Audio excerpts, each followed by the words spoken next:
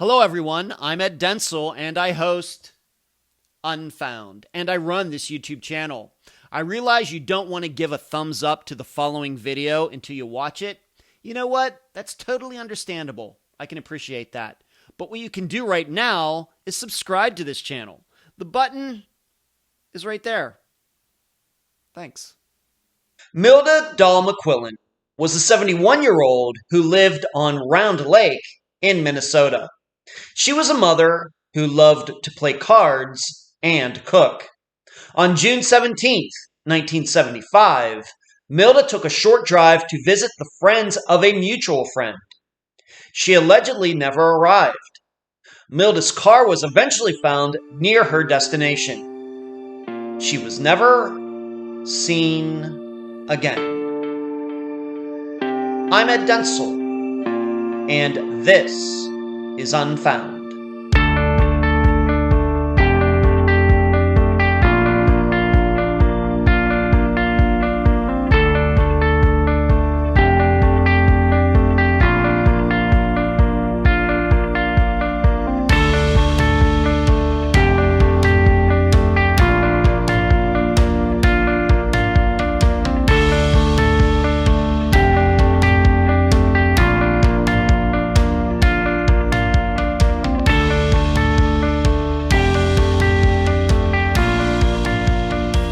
Terrain and surroundings always play an important role in any disappearance. Two cases could be exactly alike, except for one happening in a big city and the other happening deep in a forest. But because of that, the methods used to solve each would be totally different. For example, the odds of someone falling out of a building in a city and not being found are practically zero. Whereas if someone were to be hiking and slip off a cliff in a national forest, that person may be never found. Likewise, the chances of someone being abducted in a city are infinitely higher than that happening out in the middle of nowhere in the United States. We've encountered this phenomenon many times over the past 6 years of Unfound. For example, compare the disappearances of Jesse Ross and Ryan Stuka. Two fine young men. Lots of very positive qualities inherent to both of them. The facts of their cases are very similar. However, because Jesse went missing in Chicago, people are much more likely to think foul play than with Ryan, who went missing in a sleepy ski town in the relatively safe country of Canada. Well, with the disappearance of Milda McQuillan, given the area, we wouldn't think foul play. However, a 71-year-old wouldn't be able to walk that far there either. What exactly happened in the sticks? And now a summary of the case. This is brought to you by my friend Megan Linez's website, charleyproject.org. Milda McQuillan didn't let things get in her way. When her husband died in the 1960s, she kept on living her life. Milda loved to visit family and friends, driving here and driving there. She lived with her sister Ida. And even though they were two different types of people, they managed to make it work. As a grandmother, Milda loved to teach her grandkids how to cook and play card games from her own childhood. Maybe the worst thing that could be said about Milda is sometimes she liked the bottle a little too much. So, on June 17th, 1975, Milda decided to visit Clarence and Jean, two people she only kind of knew through a former neighbor. The two asked that Milda wait for another day, but Milda would hear nothing of it and started the 20-minute drive from Round Lake. There were a couple of problems, though. Milda's car stalled once. She was helped by a postman. Then, near her destination, Milda got lost and asked a concrete layer for directions. Later that day, though, Milda never returned to Round Lake. Her sister called the couple. They said Milda never arrived. She was never seen again. Almost 6 years into Unfound's existence, you are all now well aware to the couple's that place searches are in often Ponsford, unsuccessful, Minnesota. despite the terrain and area limiting how far a person could have gone. Likewise, we all acknowledge that vehicles get dumped by killers in places so as to make it look like the victims themselves did so. I would like you to contemplate both of those ideas as you try to answer these 3 questions during the interviews. Number 1, would you be looking at this disappearance in a totally different way if Milda were 31 instead of 71? Number 2, how are we to explain some of Milda's items that allegedly appeared out of nowhere from one search to the next? And number 3, if somebody were trying to hide Milda's car, why not just drive it into the lake nearby?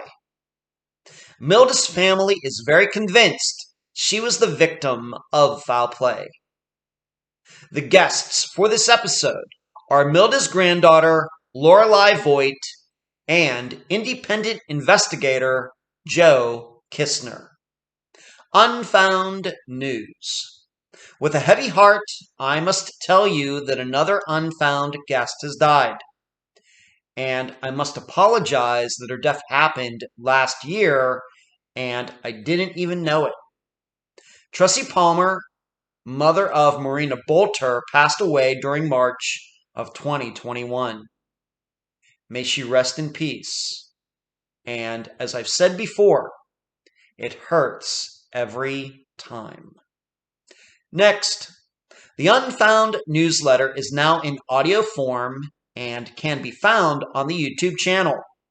I've been doing this for a while, but I'm not sure how many times I've announced it. And please, if you'd like to get the newsletter on the 1st of every month, contact me at unfoundpodcast@gmail.com. Finally, once again, I need to announce that the live show in its audio form will be moving to its own podcast feed at the beginning of September. To hear it, you will need to subscribe just like you have signed up to this podcast on your podcast platform. Spotify, iTunes, wherever. Thanks. Where you can find Unfound. On these following podcast platforms: Spotify, iTunes, Stitcher, Podbean, and many others, especially outside the United States. Social media sites: YouTube, Facebook, Instagram, Twitter, and the newest one, TikTok. Listener support sites: patreon.com/unfound podcast, paypal.me/unfound podcast. The website, theunfoundpodcast.com. The email address, unfoundpodcast@gmail.com. And please mention Unfound at all true crime websites and forums. Thank you. I'm so happy to have on this episode of Unfound the granddaughter of Milda McQuillan, Lorelei Voigt, and independent investigator Joe Kistner, who has been working with Milda's family. Joe and Lorelei, welcome to Unfound. Thanks, Ed. Thank you. All right, Thanks. let's start here. Being that Lorelei, we're gonna, for the listeners and viewers, we're gonna talk to Lorelei for a little bit. Being that, and we'll get Joe in here as quickly as possible. But Lorelei, of course, knew Milda, so it's important, and she is part of course, Milda's family. So, Lorelei, let's just start here. Tell us a little bit about the McQuillen family, how old you were at the time when Milda went missing. Let's just start there. I was 17. And I was living with my uncle, who is Milda's son, for the summer in Minneapolis. Okay. So. All right. And how many, so tell us a little bit about the McQuillen family. How many kids did your grandmother have? How many brothers and sisters? How big is the McQuillen family? Maybe just give us an idea of the dynamics of the McQuillen family at the time. Well, my grandmother and my grandfather, I never knew him. He passed away when my mom was 10, I believe. Wow. But they had my mom, and then they adopted my uncle. And he was only 2 when my grandpa passed away. So my grandma was raising 2 children basically on her own. Since my mom was 10. So she did very well for especially herself. back then. She had a home in St. Paul. And when she retired, she had a lake home up at Round Lake. So when she retired, she sold her home in St. Paul and moved up to her lake home. So, okay. But it was just my mom and her younger brother were the only 2 children in the direct main McQuillen family. Okay. My grandmother had siblings, but the only one I knew real well was the one that was living with her up at Round Lake, and her name was Ida. Right. That was her older sister. Okay, and I'm sure we'll talk about her a little later. So would you say most of your family is centered there, right in that area of Minnesota? Yeah. Yep. Okay. Well, let's move on to this. Let's just talk a little bit about Milda herself. Being that you were a teenager when she went missing, what do you remember about her personally? Maybe you've been told things maybe after she went missing about her, but what do you remember? Any conversations you remember having with her? Maybe how many times you saw her growing up? What can you say about any of that? And what are the things that come to mind when you think of Milda now? Oh, we spent a lot of time with her. We went up once she retired and she was up at her lake home. We went up there probably at least one weekend every month. Wow. In the summertime, we spent weeks with her. She was an awesome grandmother. She taught me how to cook. She taught me so much. She was, I was very close to her. Yeah. We all, my sister, I have 2 younger sisters, and we were her only grandchildren. My uncle didn't have any children. So it was me and my 2 sisters were her grandchildren, and she was great. Yeah. Okay. How far did you live away from her at the time? Well, my parents lived in Watertown, Minnesota. So probably about 4 hours away from Round Lake. Not real close. Okay. And at the time, I was living in Minneapolis with my mom's brother. Okay. Okay. What would you say about her personality? Very dynamic personality, like to talk a lot, more laid back. What do you remember about some of those things? Or what do you remember maybe even about her house when you'd go to see her? Oh, she was pretty laid back. She loved to cook, and she loved to entertain. Have people over. She loved playing cards. She loved having us there. I think she was pretty lonely when there was no one there. Right. So, yeah. Right.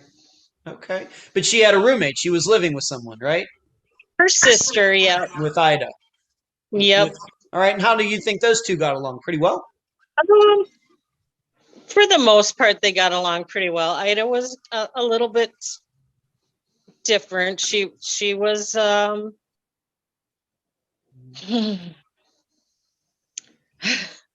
don't know how to say it without she was never married, so she was what you call a spinster. Back then, yes. Yeah, she did all the man type chores. She was more she could build a house. If she did build onto my grandmother's home, she built the garage. She did a lot of carpentry work. She was caretaker for a lot of cabins up there. She'd shovel the snow off roofs. She, whatever people wanted her to do, she'd do, that was the way she made a living. So. All right. I just know that I guess I have to ask because I had an opportunity to live with my brother Brian for a little while years ago back in Las Vegas. And it was okay for a while, but we eventually had to go our separate ways. And I'm very close to him now, but we don't live together. He's married now, but that's why I had to ask. When siblings live together, sometimes it doesn't go very well. But maybe this was a pretty good arrangement for both of them. Well, they were company for each other, but they both had different personalities, but they had their routines, and every morning they would have their coffee and their breakfast, and they'd play cards. They'd play a few games of a game called Russian Bank. It's kind of like a solitaire game. You played it with, I think, 2 decks of cards. I played it when I was younger, but I haven't played it for years. But that was their routine. Or they'd play cribbage. So every day, that's what they did in the mornings, and then they'd go about their day. And they were both fabulous cooks. My Ida was a good cook too, and she was more kind of a crabby person, though. She was okay. That's how you remember her. All right, thank you. Yeah. Okay, that's all right. Yeah. Thank you for that. Let's bring Joe in here now. Joe, thank you for being very patient here. Joe, when was the last? Joe, when was the first time you can remember? And I know you take an interest in a lot of disappearances. We've talked, of course, about some other disappearances in Minnesota. But do you remember the first time you came across Milda's disappearance, and why did it maybe catch your eye now to the point that you're now on Unfound talking about it? Do you remember that point when you found out about it? Well, actually, it's probably about 4 years ago now. I was doing research for a writing project. I had a different project in mind that I was hoping to go forward with. And then I was going to look at something to follow that up with. And I started thinking about different missing persons cases in Minnesota, how it might be interested just to gather the stories up. Yeah. Of course, my ADD, I jumped ahead I never got that first thing published. Yeah. As I started researching it, I found a case close to my home. A guy named Troy Hallstrom. We talked briefly about him. Yeah, kind of a sad case. Nothing real mysterious. Right. But as I was researching that, I got in touch with his Facebook group and met some of his high school friends who were all kind of distant from him at that time. And through one of those high school friends, knew Lorelei. And I believe she went to Lorelei and said, hey, this guy wants to look at some of these older cases. And Lorelei contacted me about Milda's. And then from there, we kind of started delving into things. All right. So, So how long would you say you two have known each other now? How long? Probably about, I think, 2018. Okay. Maybe Yeah. All right. About 2018. Excellent. Okay. It was Thank also- you, Jim. Please. Also fun. I live in kind of a remote, live about an hour southwest of the Twin Cities, and it just so happened that Lorelei lived about 6 miles north of me. Yeah. Oh, okay. So you two so you two live very close to each other. Yeah, probably within 5, 6 miles. Wow. Okay. Excellent. So I'm guessing maybe you've gotten together in person at least once, to talk about this. Or? We had Great. burgers and stuff. And Okay. Good. All right. I'm jealous. I wish I could have been there too. Okay. Well, thank you. I didn't know that you lived so close to each other. Excellent. Okay, thank you, Joe. So that's how you found out about this, and you've been working on this with Lorelai for about 4 years now. Excellent. Okay, let's move on to this. This woman we're going to talk about, Pearl. Lorelai, what can you say about her? I don't know if you actually ever met her personally, how well you knew her. Maybe you got to know her even better after your grandmother went missing. But what can you say about Pearl? We'll just use her first name because she's kind of an instrumental part in this disappearance, it seems. What can you say? Well, Pearl was my grandmother's neighbor when she lived in St. Paul. So when we were kids growing up, we knew Pearl lived next door and she baked cookies and whatever. She was just the neighbor lady. And that's the only thing I remember of her. I remember white hair. I don't remember a lot of her, but and she still lived in St. Paul when this happened. Okay. But my grandmother still corresponded with her. Right. By phone, by mail, I assume. Okay. So. All right. Do you have any, maybe once again, before your grandmother went missing, any impression of her? Good person? Was she, would you say, were she and your grandmother good friends? You know, how would you explain it? Oh, I believe so. Yeah. I mean, Pearl doesn't have a whole lot to do with any of this other than that's how my grandmother met this Jean Williams, through Pearl. So okay. And we're going to get to that in a moment. Do you happen to know, just off the top of your head, if you don't, that's fine. Do you think that Pearl ever introduced your grandmother to any other people that your grandmother might have gone to see back in the mid-70s? And ever occur to you anything not about that I know of. No, not that I know of. Okay. So Pearl was your grandmother's former next door neighbor before Mildy moved to where she ended up moving to live with Ida. Right. Okay, very good. All right. Let's move on to these two people. You just mentioned them very quickly. Their names are Clarence Law and Jean Williams. Who are they in general? We'll get to what the role they play, but these were the people that Pearl introduced Milda to. Apparently, I mean, we're not really sure when that relationship started. We had never really heard of them until this happened. Wow. They're not people that, I mean, of course, I was a teenager and teenagers don't typically wonder who their grandma's hanging out with. So that's true. Absolutely true. But just remembering back, you know, my parents saying, well, we don't know who are these people and why was she going over there? Because my mom didn't know them, you know, had maybe heard her speak of them randomly once or twice, but not that she was big buds and went over there all the time. You know, she was social with a lot of people. She liked to socialize. She liked to get together with people. She liked to play cards. But yeah, I had never heard of them before. Wow, until the disappearance happened. Right. Okay. Joe, I know you've been working on this, of course, for 4 years. I know you do a lot of background checks and have been working diligently on this. Just in general, what would you like to add maybe to Clarence and Jean? Just maybe their biographies regarding them. I think that they're actually technically not from Minnesota. They were from California. But what can you add on to that? Anything that you've discovered regarding their backgrounds?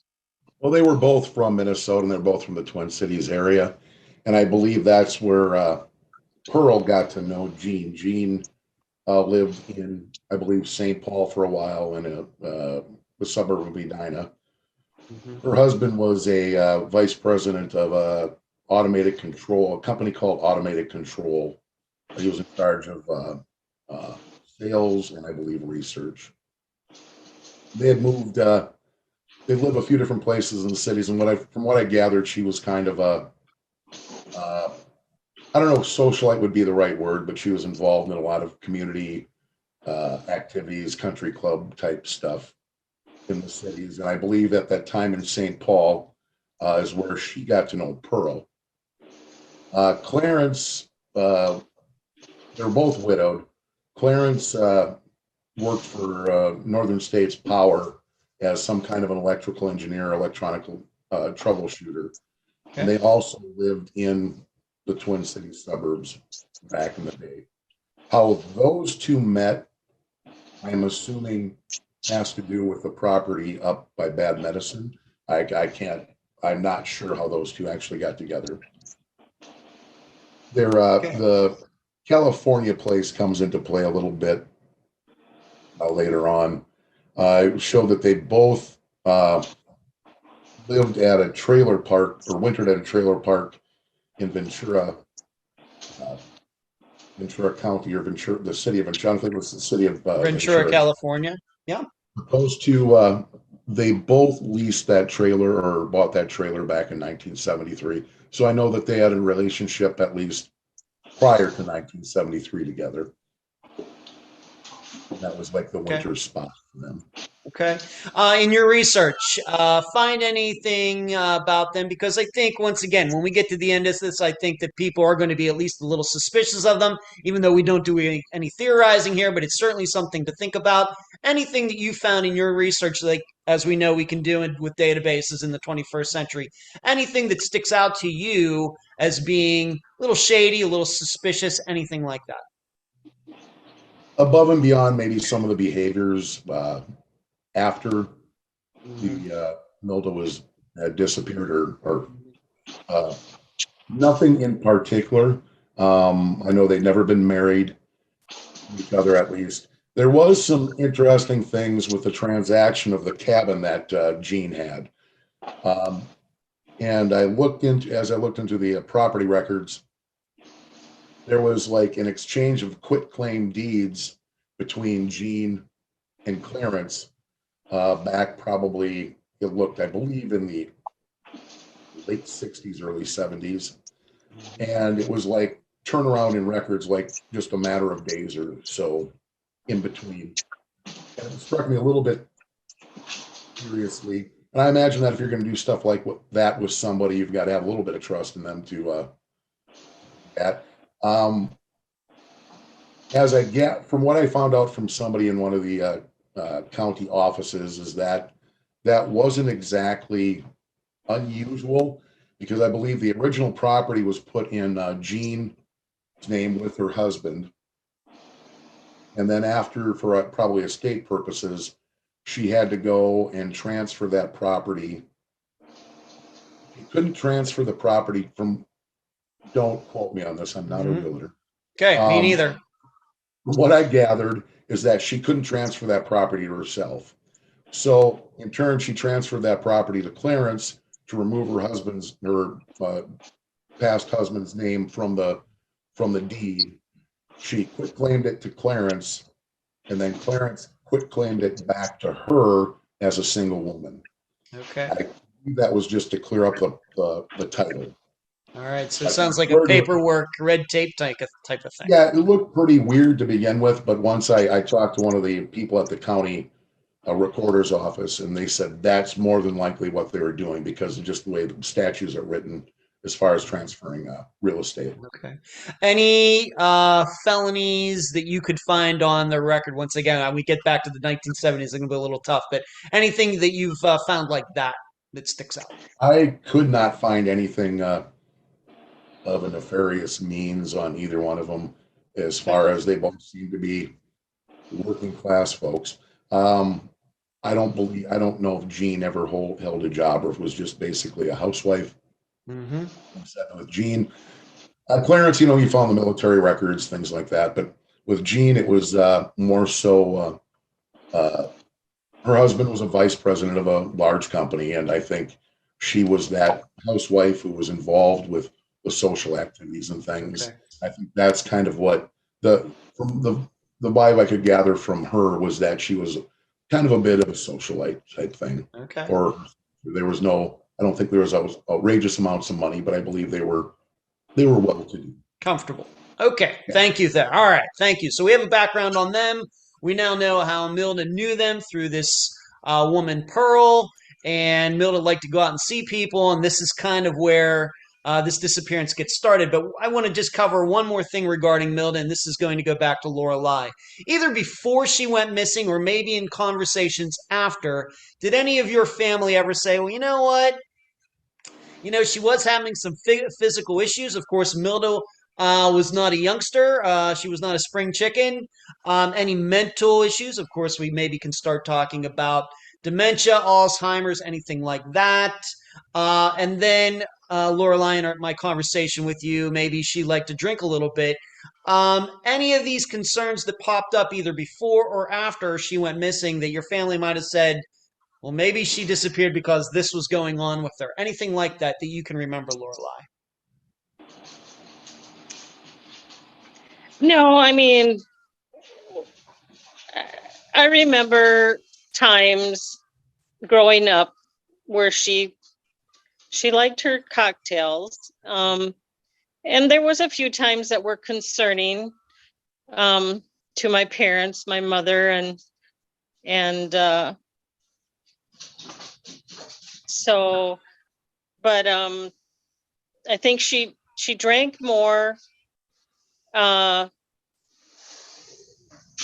lonelier she got, I think she drank more. So, and it was lonely up there. We couldn't get up there as much as she wanted us up there. So, so yeah, there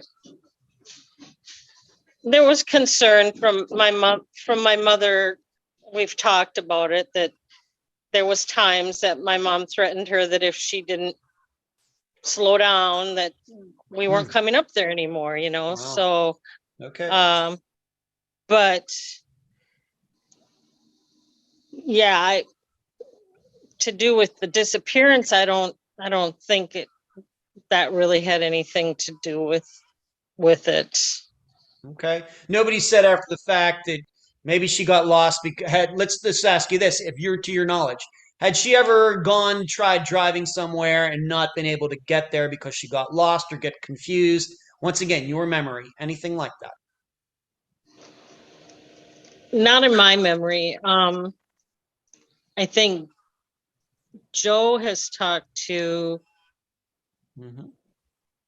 the mailman, or there was somebody that helped her once when she was confused. I have this all.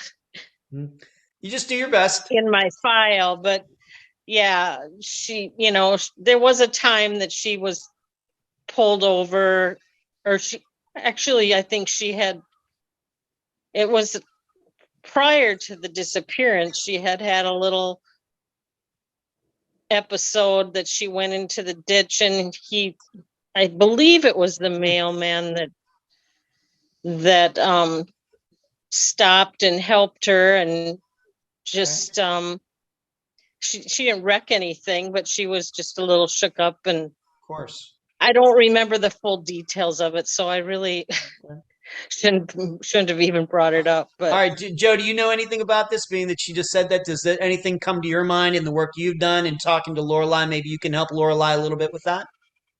Well, the day she left, it's my understanding, there's a couple different things. From what I understand, the morning or afternoon when she left, I think the official time that her leaving her residence was 1:30. However, I've got some discrepancies in that. From what I understood, there's a large hill coming off the lake going up the main road from their cabins. They lived in a row of cabins. And her car, her Dodge Dart, stalled out going up that hill. And from what my understanding is, it's interesting because a lot of these records are, maybe get into that at some point. Sure. A lot of these records are missing. But it was my understanding that she met the mailman coming up that hill, and he helped her restart her car. It ended up flooding out or something like that. And as she was leaving her house then, is when she met the garbage man, Eugene Tibbets, who I got to talk briefly with. I believe everybody else has passed away. Mhm. But as she left the house that morning, she spoke with Eugene was picking up the trash. And one of the unusual things they brought up that way is that she went and got him a check from the house saying that she might be gone. They might be gone for a while. And she wanted to pay him Huh. in advance. Okay. Hmm. Any between the both of you, but anything before this day where she maybe had a problem like this, where she once again car stalling needs help. Of course, we know that she eventually we do believe she asked for directions that day, and we'll get into those details in a moment. But anywhere where she kind of was going to anybody's house and maybe got a little lost. Anything that popped up for either of you that comes to mind before the day she went missing? No. No? Okay. All right. One more question before we get into that particular day. Joe, once again, in your work, being that you know a lot about Minnesota disappearances, any other disappearances in the area that are like Milda's? Maybe 5 years before, 5 years after, maybe anything in the 1970s that you've been able to find something similar to this. Maybe we might even include any murders that of older women that might be like this. Anything that you found? Nothing that I've found in the Becker County White Earth Reservation area that was unsolved. I mean, there was people that went missing, Mm-hmm. that were during hunting or things like that, and there were Sure. hunting accidents and things like that. But I believe everything in regards to that was eventually resolved. That the party was either found or the body was found after that. We have talked briefly about 1976, April of 1976. The Rusness McKay disappearance in Wolf Lake, which is about 30 miles or so south of Ponsford, where Milda was from. That's a whole nother can of worms. But that was a house fire where an 8-year-old boy died and the two parents Right. disappeared. That hasn't been resolved yet. Right. That's something else we've talked about.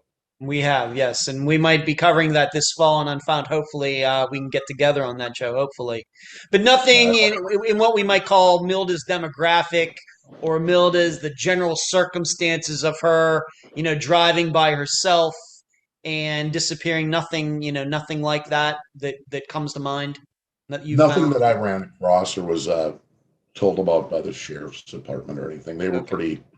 starting out with, they were pretty decent to work with. Okay. Let's move on to this. Now let's move up to that day of the disappearance, which is June 17th of 1975. And this is interesting because just this episode that coming up of Unfound is going to be a disappearance from 1974. So 2 weeks in a row, we're going way back. But maybe, Joe, we'll start with you. What can you say about the general details? You kind of already covered them at least a little bit. What are the general details of the day that Milda went missing? You said that she left around 1:30 p.m. is believed. What can you say about that day? From what I've gathered is that Ida was away that day, and Milda was antsy and wanted to go visit friends, these Gene Williams, and I don't think she wanted to wait around for Ida to come home. I'm not sure where Ida was at that day. Okay. From what I've gathered, like from the initial contact with the sheriff's office, it said she left home about 1:30. However, I've got the people that supposedly talked to her later states that it was in the morning sometime. Okay. From reports, it gathers that it was kind of rainy conditions. From what I can tell, the records are very not many records existed anymore when I went to the sheriff's office, and the majority of the case file was missing. So it's you're kind of piecemealing things together. From what I gathered, she left the residence. When she was leaving the house, she ran into Eugene Tibbets, the garbage man. Okay. Talked with him briefly. Apparently wrote out a check for the next garbage bill That wasn't due, but she said Eugene's father owned the company, and they serviced the majority of the area, um, Becker County. She insisted on giving him a check for the next month. And from what I gather, he did not recall this, but what I've read is that he stated something that, or she stated something that they might be out of town for a while. Make sure to pay it. From there, like I said, supposedly it was rainy. She drove up the hill from their house, and from where I gathered here is where her car stalled to the top of the hill where it choked out. And the mailman ended up helping her get the car started again. From that point on, there are two different routes mentioned. One of them is extremely way out of the way and gravel roads, bring her up over the top, going further west and coming back east. The second one is actually a paved county road that she basically have to make one turn on to get up towards where her destination was. I've driven both. The county road that she would have gotten onto, the two county roads, would have probably, I believe it was about 18 miles to the place where she was going, her destination, Williams' residence. Okay. And it would probably be a 20-minute drive going directly to the house. Apparently she sounds like she had been to the property before because she had a rough idea where it was. But coming up the road towards getting in the area, she couldn't find the proper turn. And this is where we have her stopping and asking directions from, I believe his name was Johannesson. He was at they're building a college or cottage, and he was delivering cement there at the time. States that she pulled back in, and asked for directions to Williams' cabin. And apparently, this gentleman had done work for Williams before and for Milda at some time. And he basically said it's the next driveway up, take a right. There were stories that she came back again. However, in his statement, I couldn't find her returning. Another interesting thing about that one is that he talked to the police about 2 days later, and he stated it was in the morning. However, I suppose when you're working all day, it might be a little tough to discern between 11 and 1 type thing. And when they talked about the rainy weather, don't lay concrete in the rain. So Right. any rain at this time probably would have had to have cleared up. Because, you don't pour concrete in the rain. Okay. All right. So what you're saying is that it is believed, and I've talked to both of you about this in prior conversations, it is believed that Milda had been to Clarence's and Jean's place before, so this might not have been her first time going there. So maybe she's driving from memory. Maybe she doesn't have the directions written down. Maybe she doesn't have a map. She just kind of knows the general direction. But what you're saying, Joe, is that in talking to this last guy who was this carpenter or laying concrete or whatever they were doing, that she was actually very close to her destination. So like a mile away or even less. Yeah, it would basically have been, I believe that was at like the name of the county road escapes me at this time, but it was at Red Top Road. Just north of Red Top Road would have been, I believe it's Black Bear Trail or something, where Milda would have turned on, and down that would have probably been another mile down that road, but there's really no other properties on there at the time. So it would have driven you basically straight into the Williams property.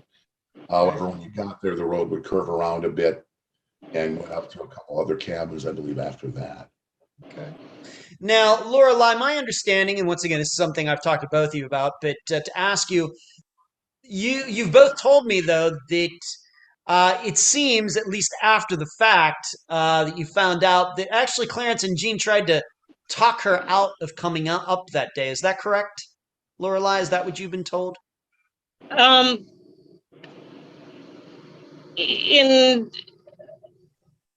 In a letter from Pearl, we read that because Pearl had written my mother a letter after this all happened, because we had suspicions of Clarence and Jean, and she said in the letter, which I wish I could look at it, but because I have a copy of it, but that she discouraged her into coming that day and said, you should wait until Pearl comes. She's coming next week. And but my grandma didn't want to, she wanted to do something that day, so she went ahead and went.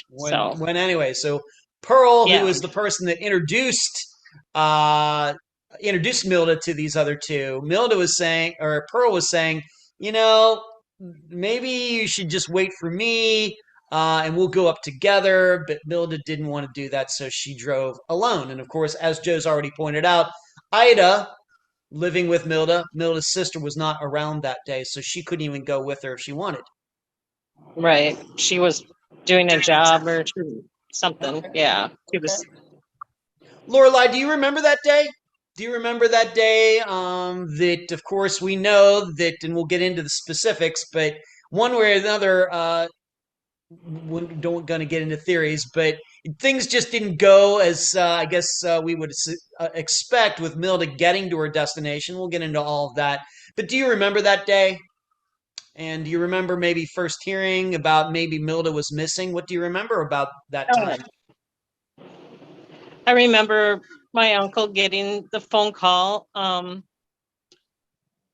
can't remember if he was on the phone with my mother or with Ida, but he got the call that my grandmother did not return home from Williams, and that when Ida called over there, they claimed that she had never showed up there. So that, put an alarm, and so she called my mom or my uncle. I don't know who she called first, but that she was concerned that, of course, my grandmother was nowhere to be found at that time. All right. I just remember my uncle pacing back and forth in his kitchen. And back then they didn't have these fancy phones. He had this big, long, 30-foot cord. He was walking. I just remember that. We're all old enough to remember that. Yes, sure. And I remember shortly after they got, within a couple hours, they decided they better just drive up there. And he left and went out and picked up my mom, which was about 50 miles away, 50 or 60. He lived close to Dinkytown, and my mom and dad, we lived out in Watertown. So I believe he drove out and picked up my mom, and then they headed up to Round Lake. Okay. So what you're saying is what really tipped everybody off that something wasn't right is that Milda was supposed to go up there. She wasn't going to spend the night up there. She was supposed to come home later that evening. She doesn't come home. The sister, Ida, is home by that time. And Milda's not there. She's getting worried. And then she had, I guess, maybe she knew that maybe the day before, maybe Milda had told her, yeah, I'm going to go up to Clarence and Jean's. And so she left a note. She left Ida a note. Great. Saying, this is where I'm going.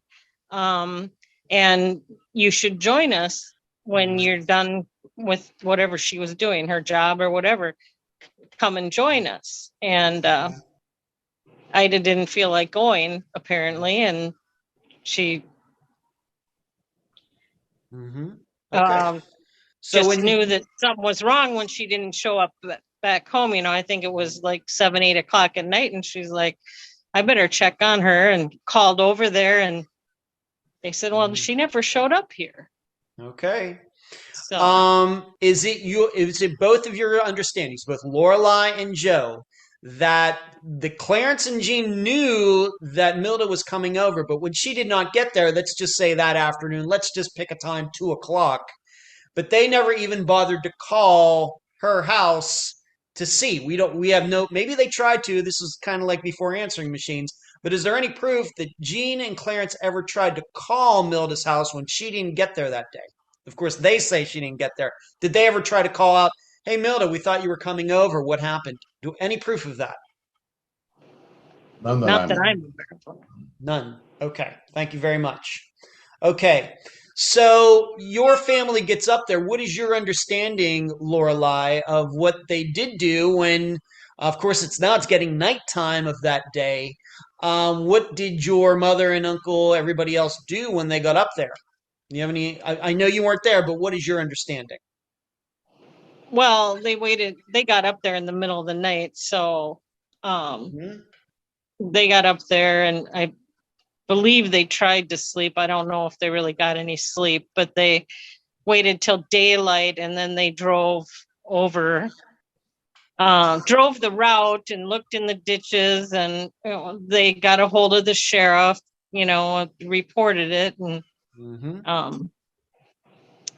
drove to the location, drove up and down the roads, and Mm-hmm. Okay. then it just escalated from there. Right. And of course, it's very difficult, whether, especially at night out here, by this lake, these back roads, very difficult to see anything like that, right? Very, very difficult. Well, they waited till morning, Oh, you know, okay. to go over there. Okay. But yeah, they got a hold of the authorities, and everything just escalated from there. Mm-hmm. So what you're saying is, it sounds to me like the police were involved fairly quickly. Yeah, the sheriff and started out with volunteers searching. Well, first my dad didn't go up with my mom and my uncle that night. I think he got up there the next day, and then he and one of the neighbors up there at Bad Medicine, somebody that lived on Bad Medicine, volunteered his 4-wheel drive pickup, and him and my dad drove up and down these roads. But this was after the fact. They had done a plane search prior to that. They had flown a plane over these woods, and they didn't spot her car. Right. But eventually my dad and this guy are the ones that found her car on this logging road. Sure, and we'll get into that. Your understanding, for both of you, either of you can answer this. When she didn't show up, of course, Clarence and Jean, of course, know that Milda is missing. In any of those first hours, maybe into that next morning, do they assist in any of the searches at all? Do they go out, or No.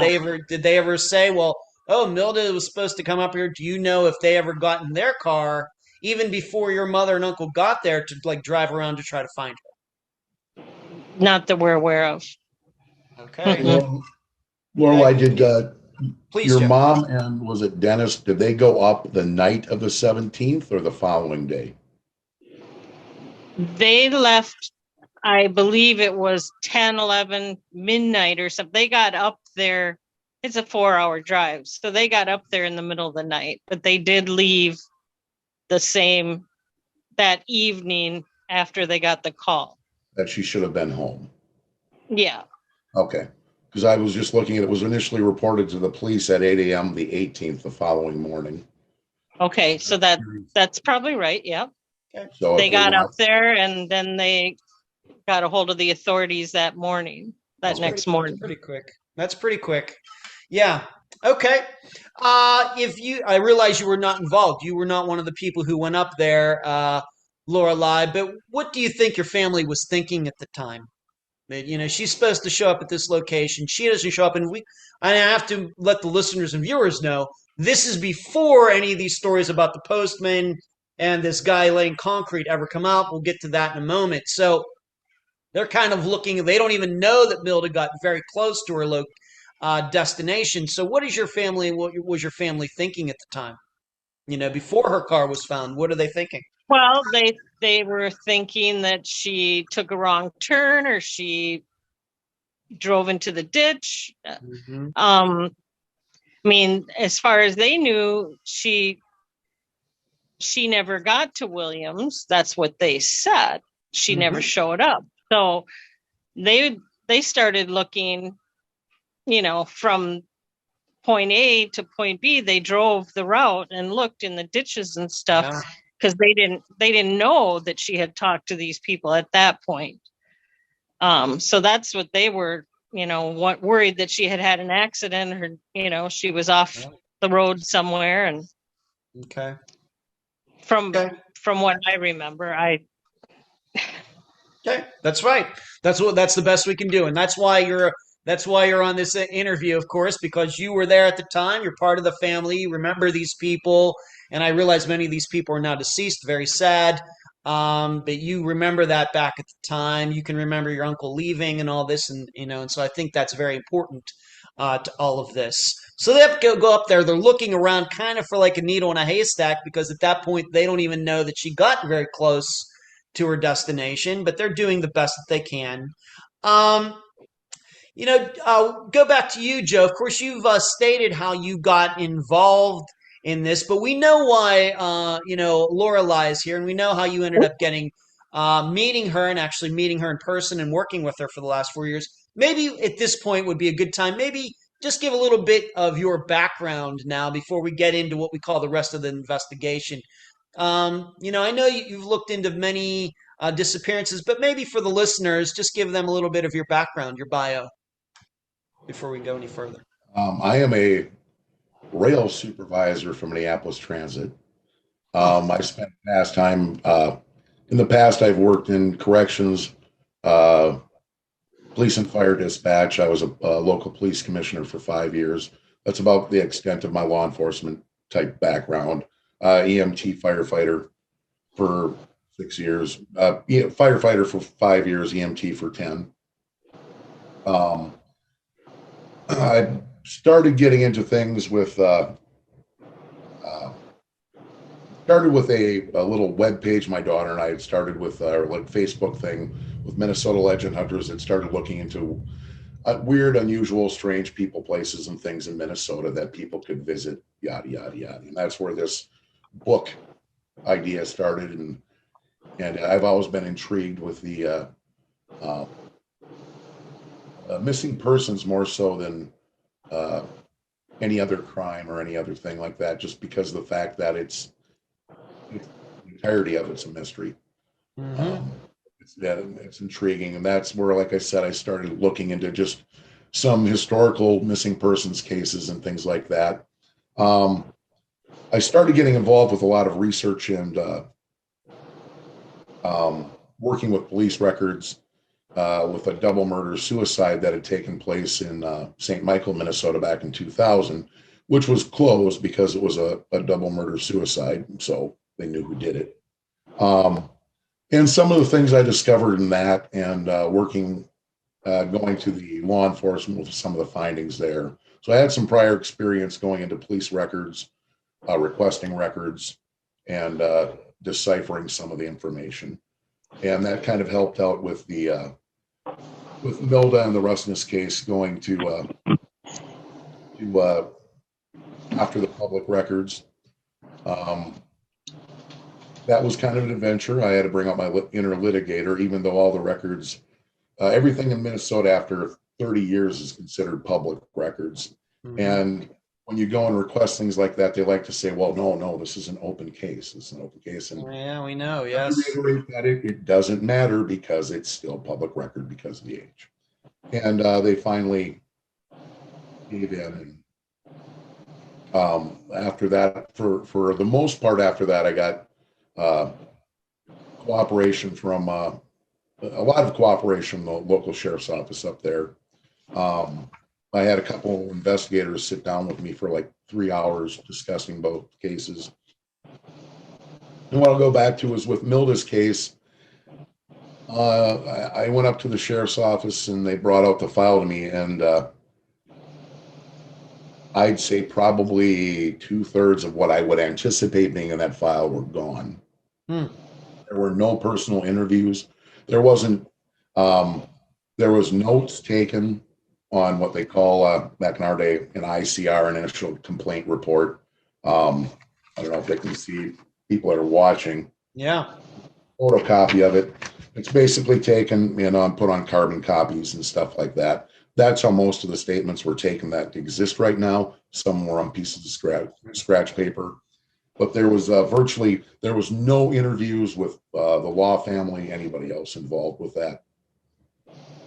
So that's where you start pulling things together from here, trying to dig up names and things like that, and backtracking and going into different areas. So I think I got a little sidetracked on you there, Ed. But That's all right. Well, no, that's all good. We're going to include all of that. I just want to ask you one more question before we get back to Milda's disappearance specifically. Would you say that Milda's is one of the ones that you've worked on the most, or in the top three? What would you say? oh, Milda and the Rustness. Milda, we've kind of found things that we're waiting to play out on, and how much you want to pursue after that, and whether knowing these things play out. Like Lorelei, we've talked with the dogs and stuff.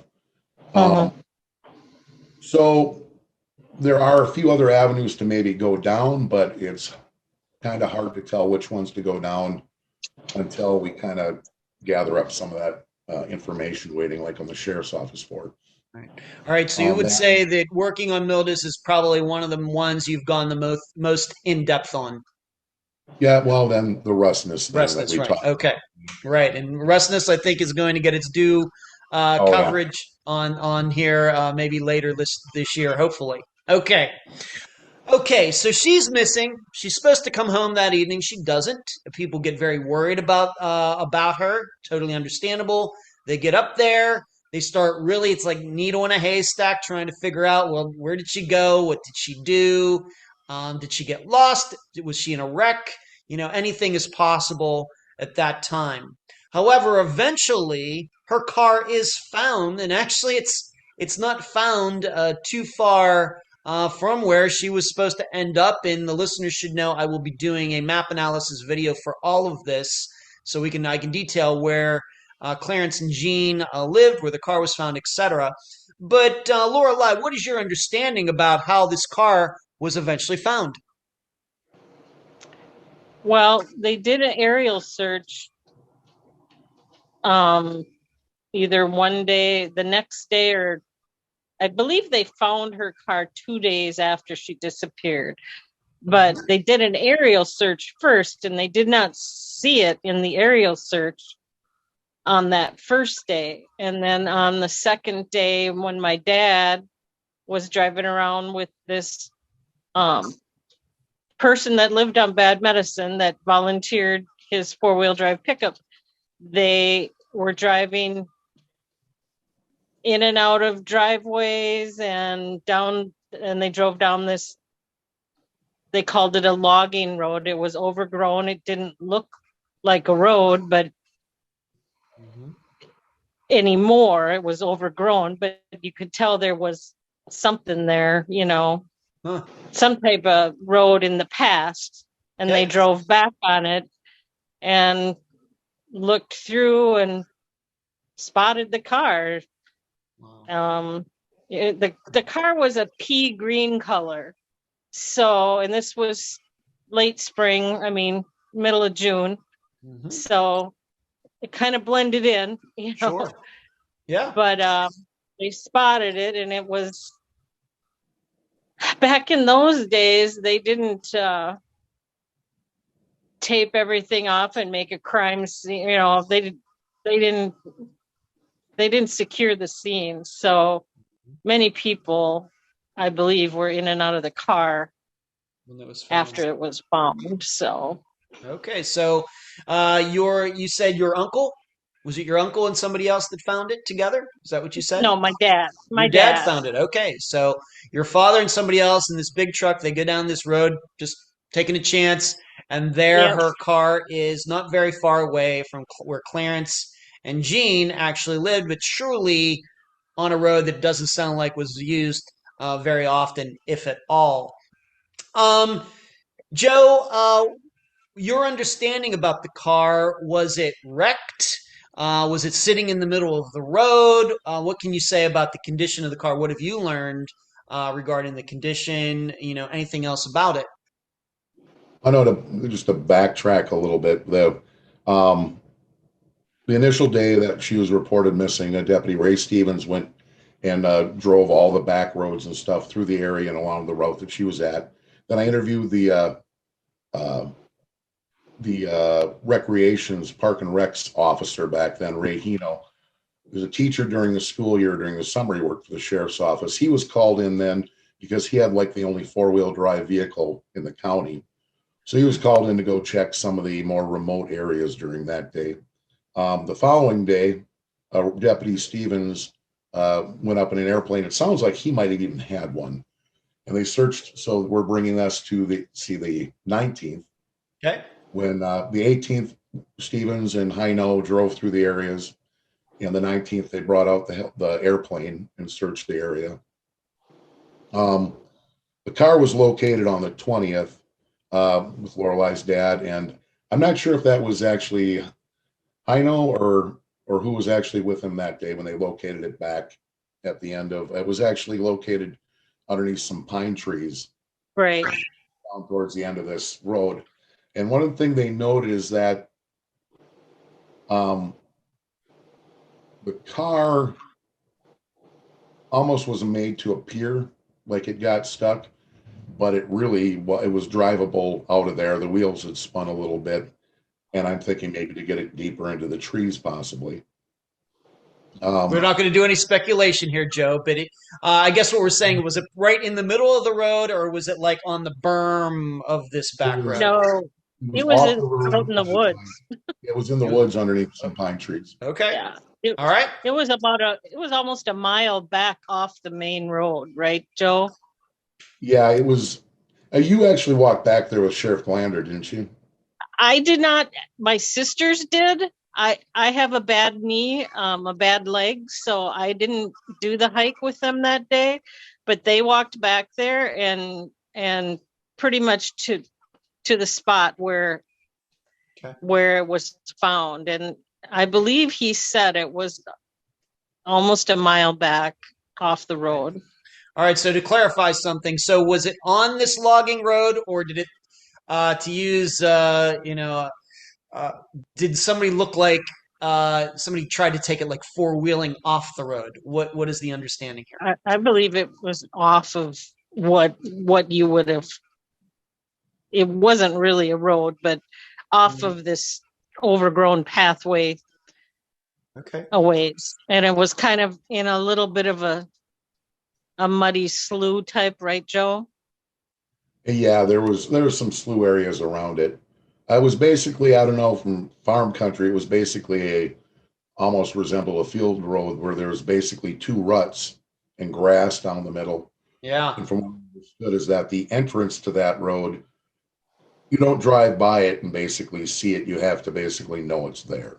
Okay. It's not. And there was no cabins or homes on that side of the road. That's all state land, isn't it, Joe? Or it was? Yeah, that's all forested. And it's all forest.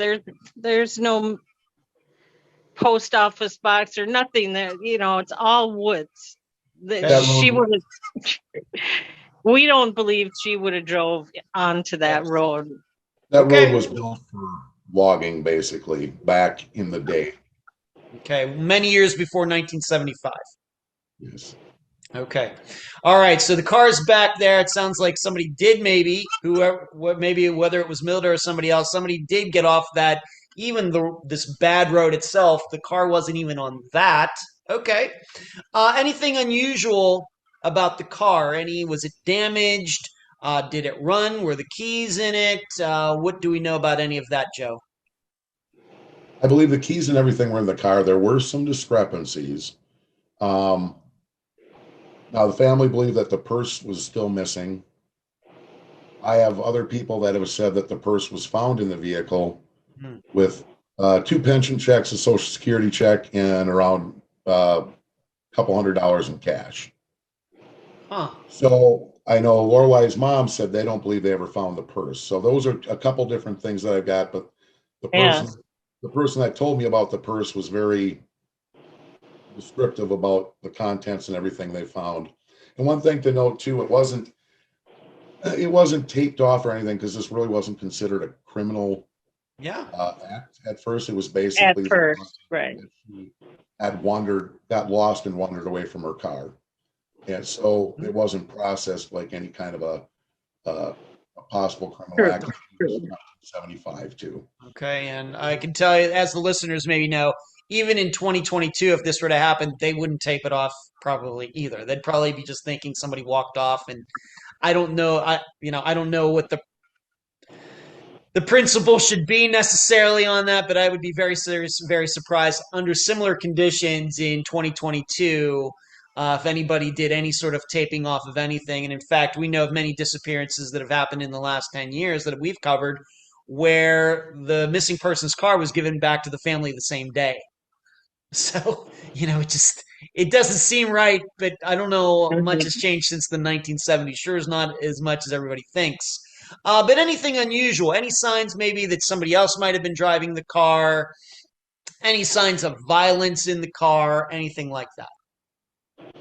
There's nothing nothing about the car in itself that stood out in particular, except for its location. I might add that Rahino, the officer I talked to with the 4-wheel drive, the vehicle was so remote that when the National Guard eventually did come to help search, he had to bring them back to the area with a 4-wheel drive truck because they couldn't reach it in their normal standard vehicles. Wow. So the terrain was that bad. So I'm wondering how then a Dart got by there.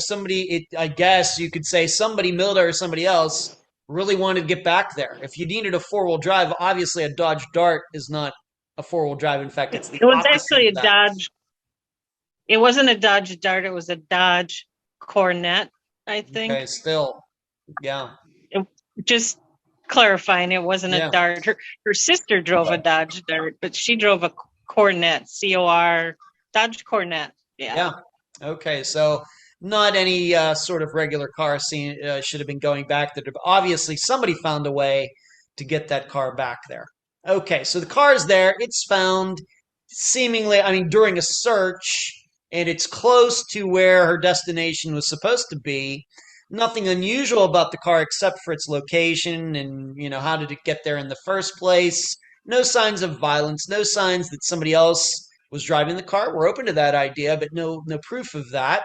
Okay, so let's talk about these searches because this is going to be, I think, where this disappearance starts to get a little more suspicious than maybe has been portrayed to this point.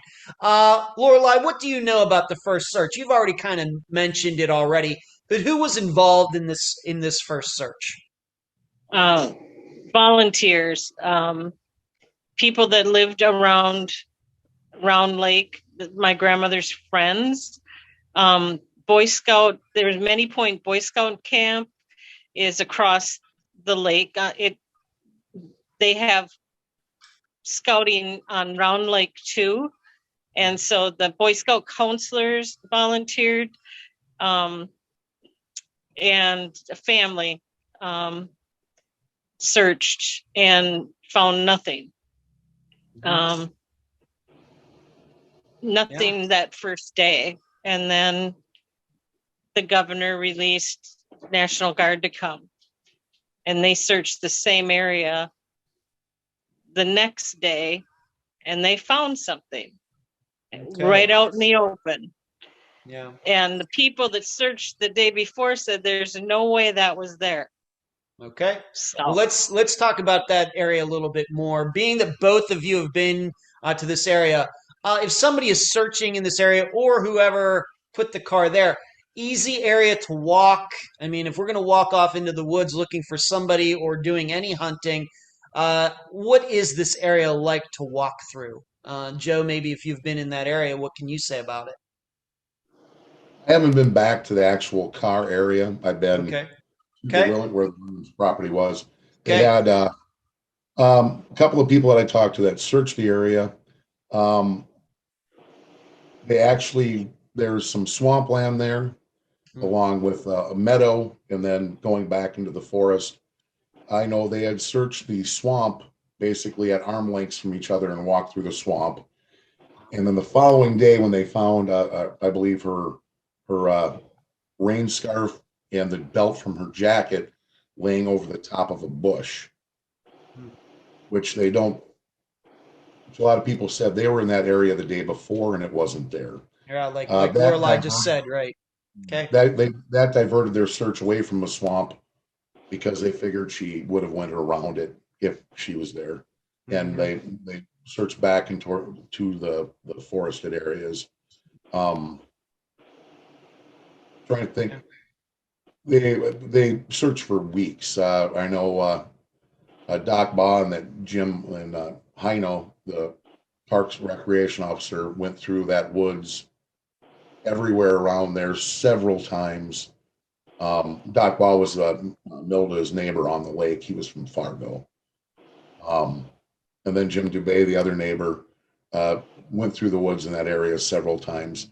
One of the things that was noted is that where they found the car, it was said that Clarence Law had searched that the day before. That was just something that was noted in here. That's why they were kind of surprised to go back there and actually come across the car. Okay. All right. So maybe, maybe Clarence then did get involved in some way. Maybe we had said before they didn't do anything, but maybe he did do something then, a cursory look or something. And that's what was noted in the original report after they located the vehicle. Okay. All right. And the only thing, going back, not so much speculation, is that they didn't believe the vehicle was stuck where it was at.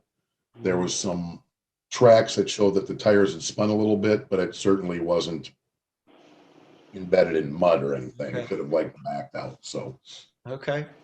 Regarding, maybe I should ask you this, Laura. What happened to that car? Obviously, it was taken out of there eventually. Whatever happened to that car? Eventually, it came to my parents' home in Watertown, and I believe my dad drove it for a while. I know my parents divorced eventually after all this. It was very hard on my mother. That happens. And just my dad moved back up to where he was raised in Siren, Wisconsin, and the car ended up in Wisconsin. It was on his land there up until a few years before he died in 2008. Okay. So the family got the car. So you got the car back. Yeah. Yep. Okay. Okay. So going back to these searches, of course, two are done by two different groups. The one group goes out there around the car, doesn't find anything of note.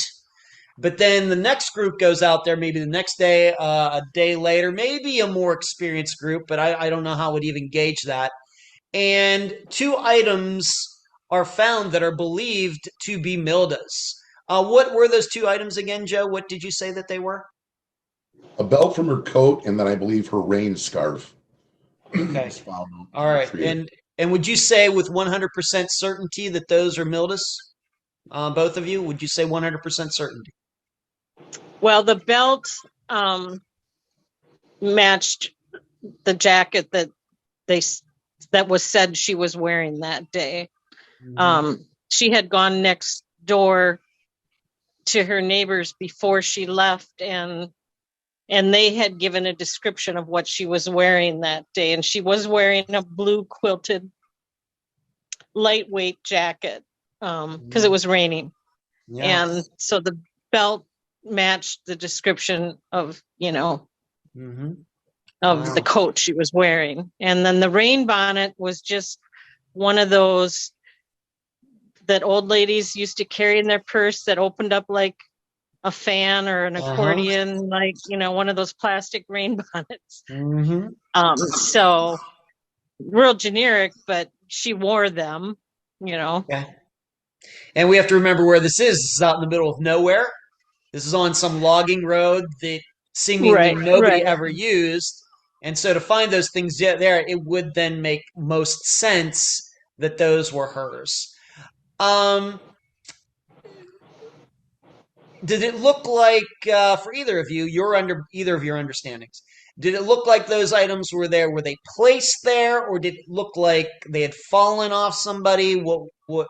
They looked like they were placed there, according to my mom. That like they were just laid on top of this bush. Okay. Did anybody happen to take any? I realize this isn't. This was back in the days when you might have one of those Instamatic cameras. You know, the thing rolls out. That's probably about as quick as you could get a picture done. Did anybody ever take any pictures of where the car was, of these items, in any of the information? Either of you have been able to collect? Anybody ever take any pictures of any of this? There were pictures taken, but again, it wasn't. There was pictures in the file, but it wasn't of Milda's stuff. It was something else.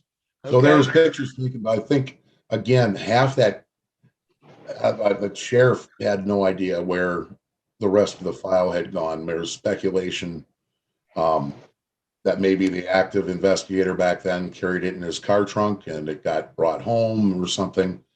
But like I said, the majority of the case file, what I would assume to be in a case file, is gone.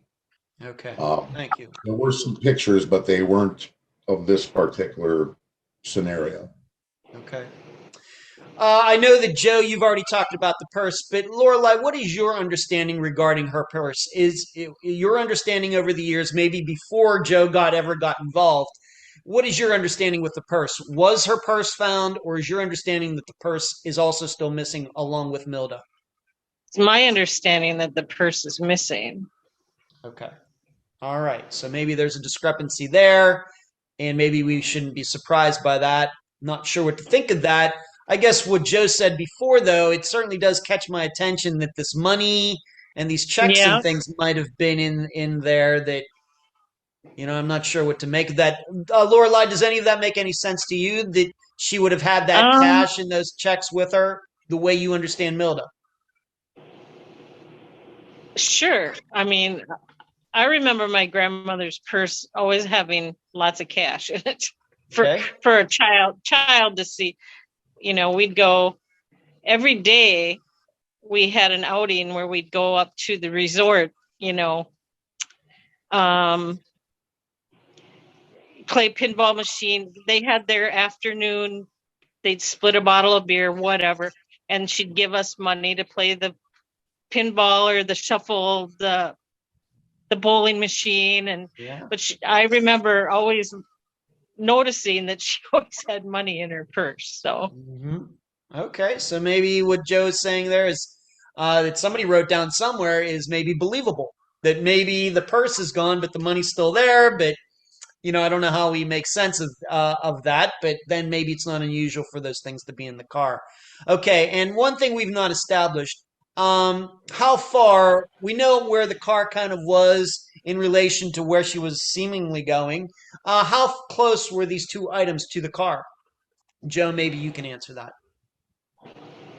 I believe they were just in maybe 500-600 yards away. Not far, quarter mile. Not too I far believe, away. From what I can recall, and some of the stuff I saw from them, that in an aerial thing, it's kind of hard to see because a lot of when you look at your satellite stuff, a lot of it's overgrown and there's stuff. But that car was right off of a meadow, and I believe off to the, it would be the south of where the car was. There was a meadow, and then there was some swampland, and it was my understanding on some brush and shrubs around that swampy area is where they found these things. Scalp and the scarf basically laid over. So it didn't actually look like something that it would have snagged her belt, pulled it off. The scarf. It was it was, from what I remember, Joe, my mom saying it was like it was just placed there. Like it was just hung there. Just hung over there. Over a limb or something. Okay. Yep. All right. And very close. Quarter mile. I guess that's close. I guess it is. It's not, 50 feet, but it's in the general area. And, of course, it'll leave up to the listeners to decide how that can be. That one search party goes out, doesn't see anything. Next search party goes out, finds these things, and, how did they get there? Okay. Now, of course, we've talked about these two, what we might call them witnesses. We have a mailman, and then this other guy. I have him in my notes as being a carpenter, but maybe he wasn't doing that, some sort of handyman or working on a house with other people.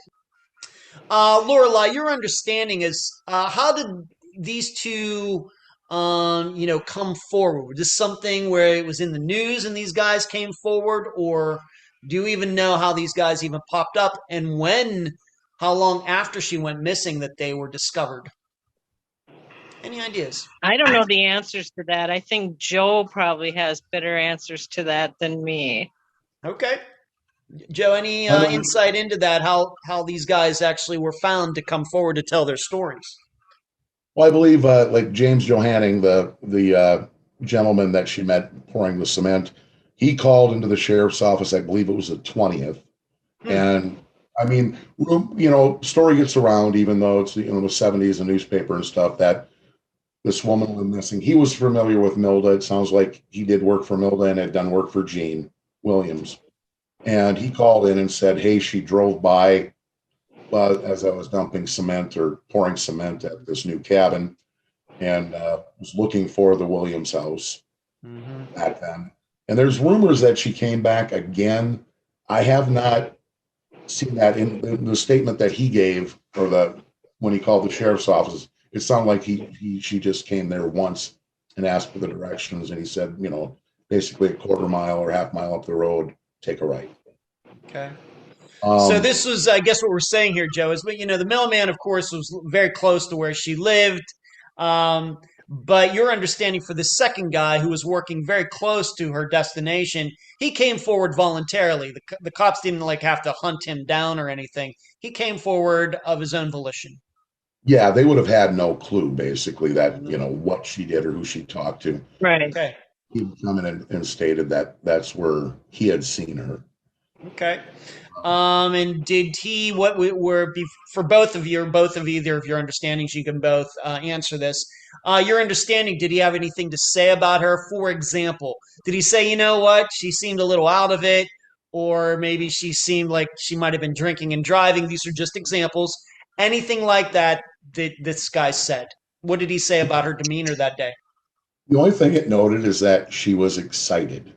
How you want to decipher what excited was, I don't know if she was excited to get going or if she was anxious, excited, like trying to get nervous about driving, anxiety, or if she was excited about going to visit. So that's the only thing he described her as, excited. Okay. Take that how you will. Nervous. Now, what do you think about that, Lorelai? Knowing Milda, does that sound like Milda maybe being excited or nervous? How would you, being that you're the one who knew her, we did not?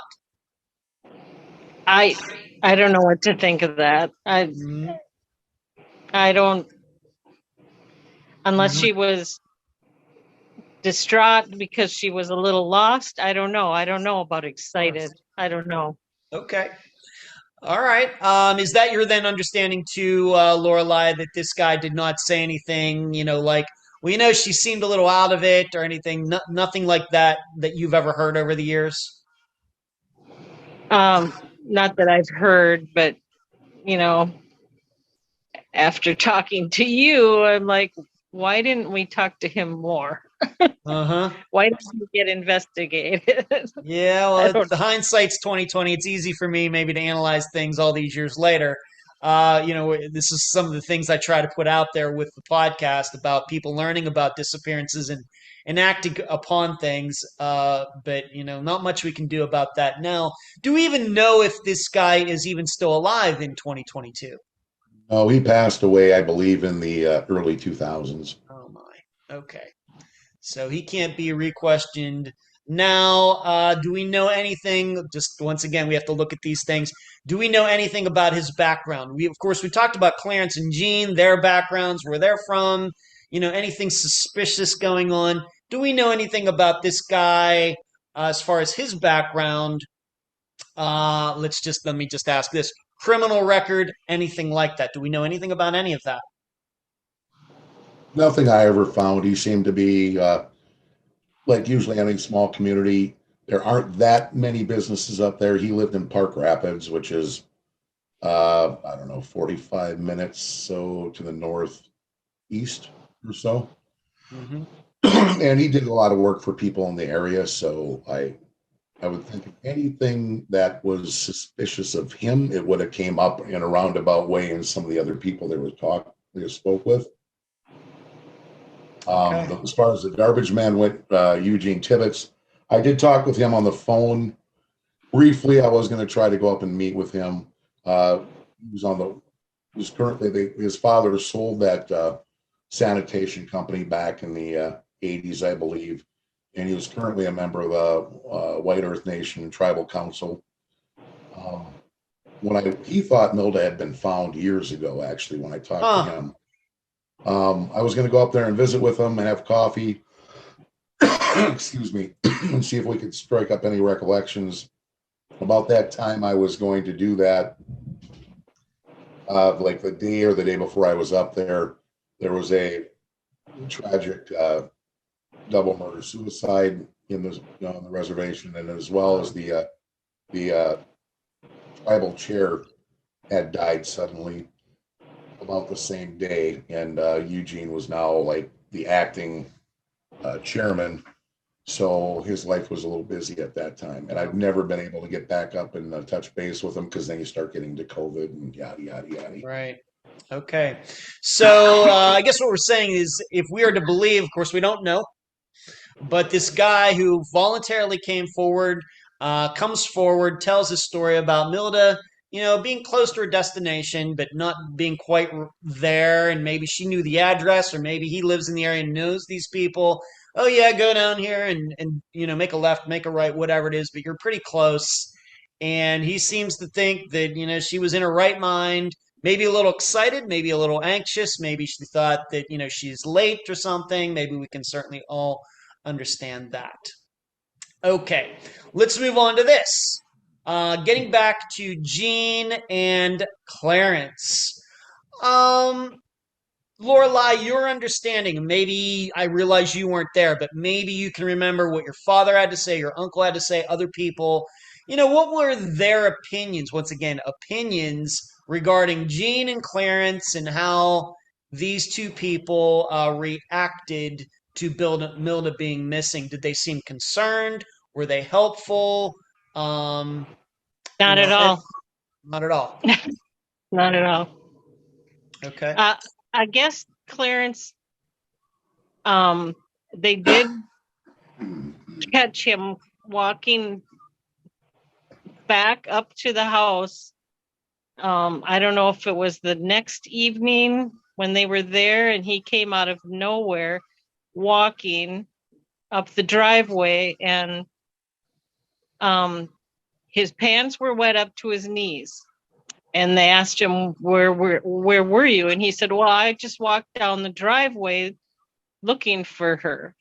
Mm-hmm. So he did look a little bit, but we have always wondered why his pants were wet up to his knees if you're just on the gravel road. Okay. I'm going to go, although we've already talked about this again, it's been a little while in this interview, so I'm going to ask you this again, Lorelai. To your knowledge, did they ever call Ida or Milda's house to find out why Milda hadn't gotten there?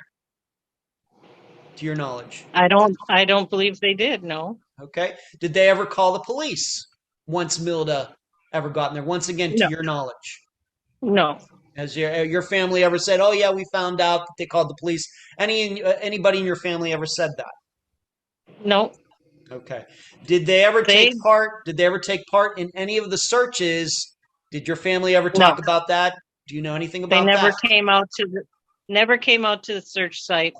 Never came out when the National Guard was there. Never came out there. Never asked any questions. They just stayed put. Okay.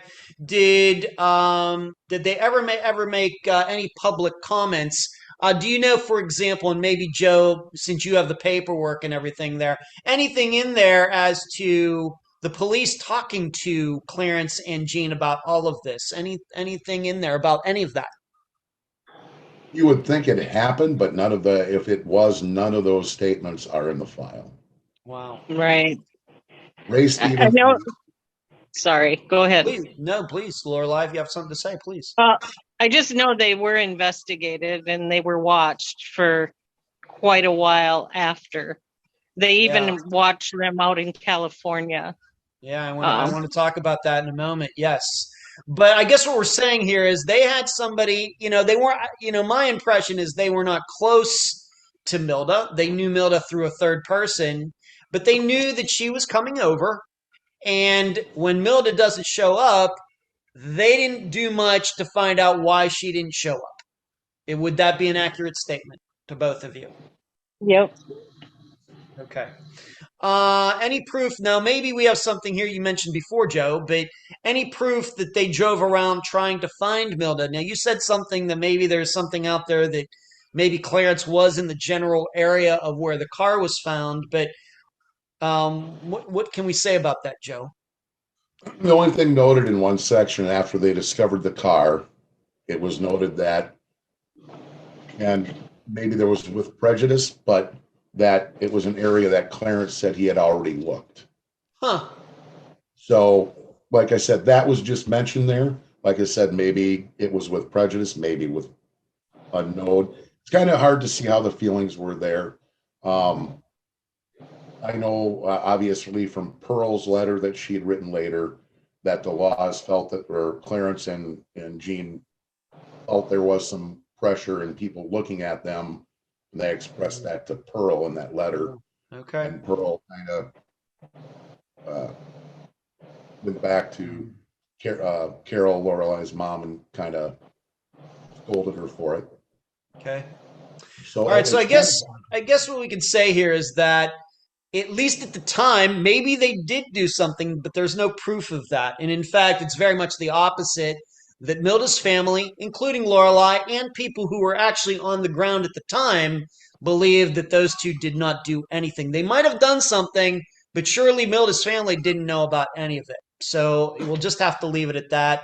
Lorelai, you did bring up this surveillance, which I have to admit, I've covered 260 some disappearances now. This is a first. That these two, they were under surveillance in California.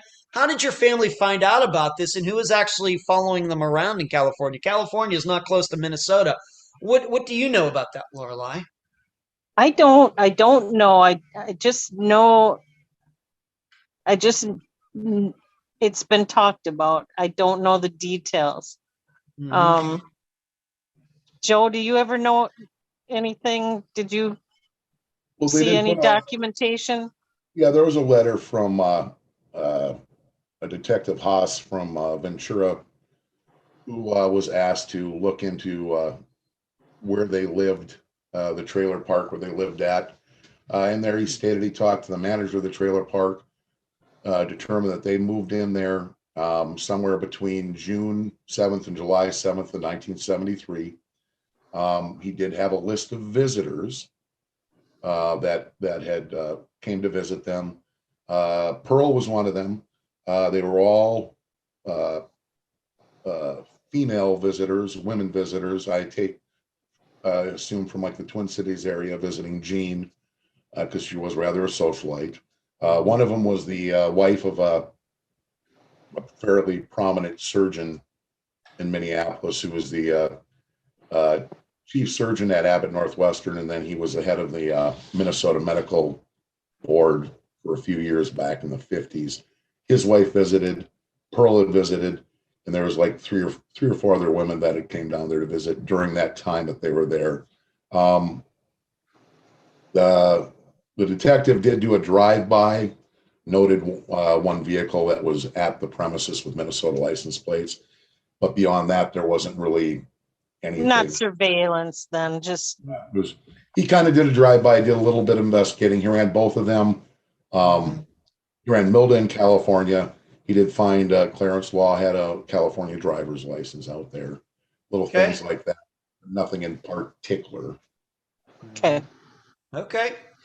How about their properties? Did they voluntarily allow searchers or the police or whoever to go on to, my understanding though is although she was going to one house, both of them had two properties in that area. Is that correct, Joe?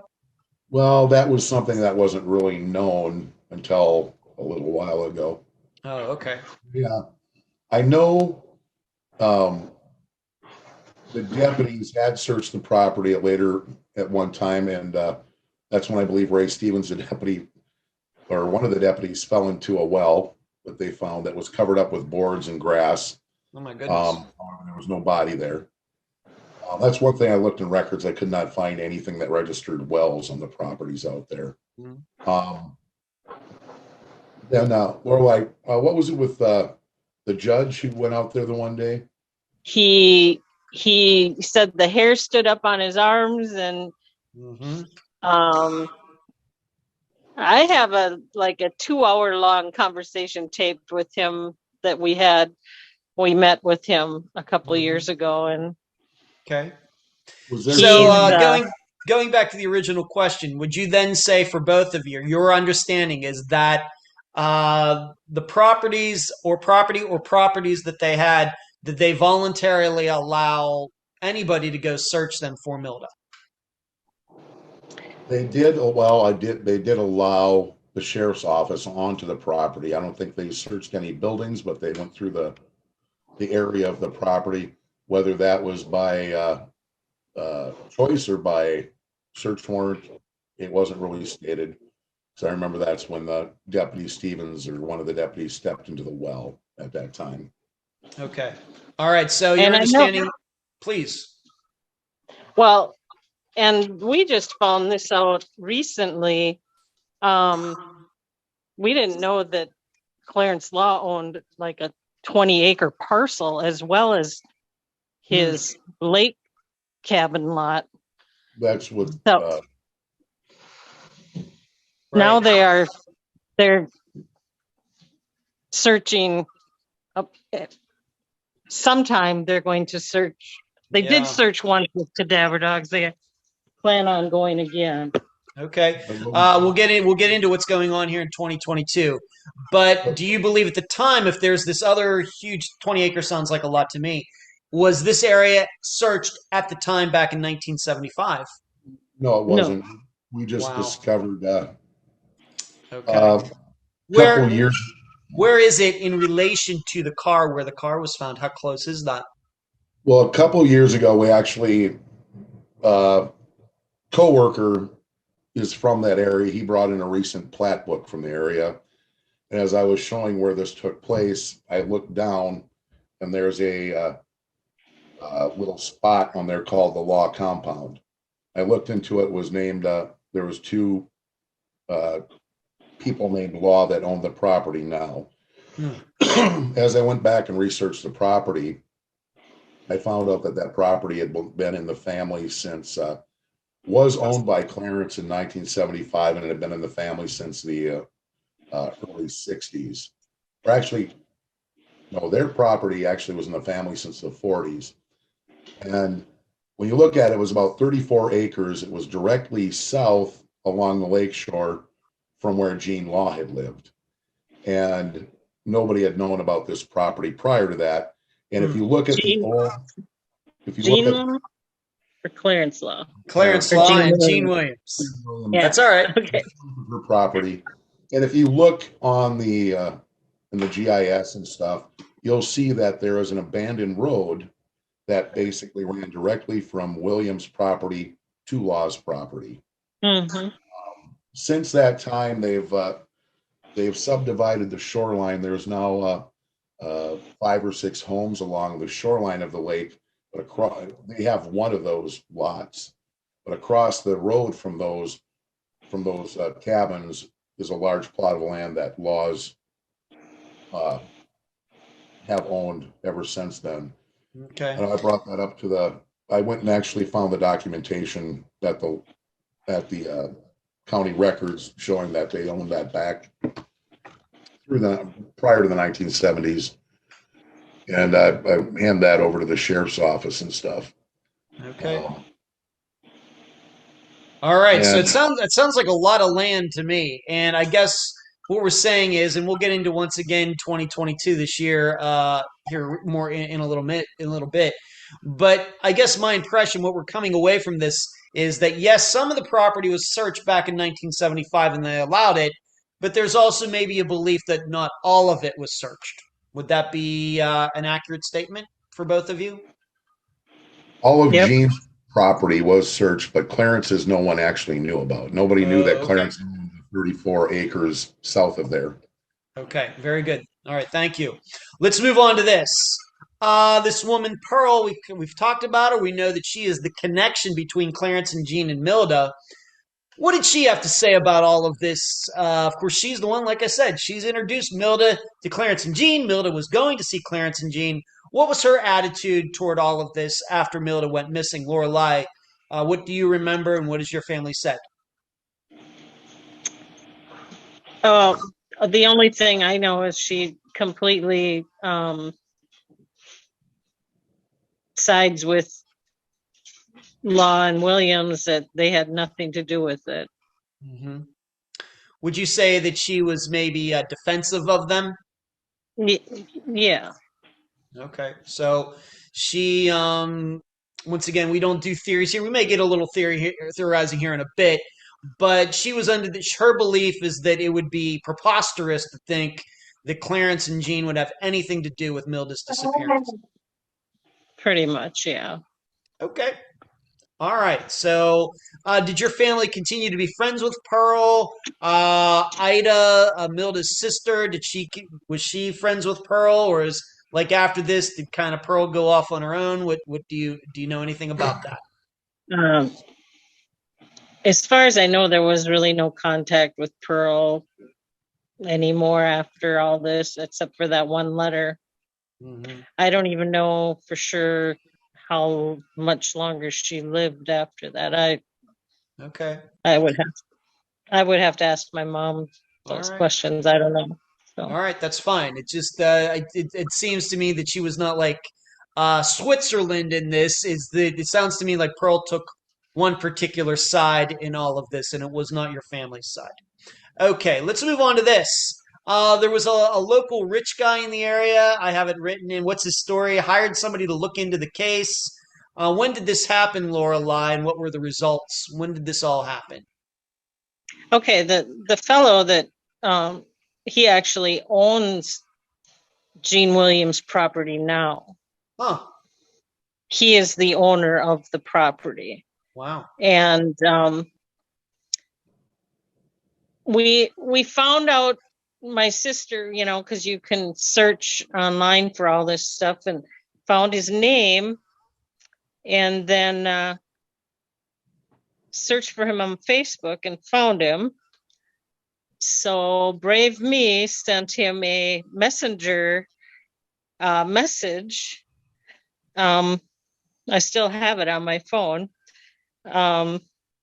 And asked him if he knew of the disappearance that happened on that property back in 75, and if he knew any of it, and if he would be willing to allow us to come over there. We wanted to, because we were kids when this happened. We wanted to see, and he wrote back and just went full bore into trying to help. And he's a very wealthy person, and he had a historian working for him that just did a ton of work. I mean, they mailed me a binder, a 3-ring binder that was like this thick with research on the families, on land, on everything. I mean, I was looking at it. I was up at my sister's a couple weeks ago, and it's just phenomenal amount of work. Amazing. I mean, to read through all that. When did this happen, Lorelai? When did this happen? When? Yeah, when did this? When did you contact this guy? Well, it was after we were after we started working with Joe Kistner. Okay. So I would say maybe a year after, right, Joe? Yeah. Yeah. Okay. I believe it was in November of 2019 that we started corresponding with him. Okay. Right around in there. I mean, if I could get on my phone right now, I could tell you exactly, but I can't. Right before COVID hit. No, probably a good year before that, a year and a half before that. Okay. Okay. All right. So he was helpful. Anything in this binder to either of you? I'm guessing you've gotten to see the binder too, Joe. Anything that kind of jumped out to you in the binder that maybe had not been known before? Anything that was a surprise? Anything like that, Joe? I didn't even get a chance to look through the whole thing. It's huge. We just started looking at it when I was at my sister's. I mean, we've had it for a while, and we just kind of didn't pay attention, and then all of a sudden we got it out, and then my mom wanted to take it home, and we kind of hid it from her because we wanted to look at it. So, okay. But yeah, it's all right. Joe, have you had a chance to look at the binder yet? No, yeah. You did? I've got a copy of it, yeah. Oh, you do? Well, I didn't know that. Awesome. Okay. Joe, anything you want to say about that binder?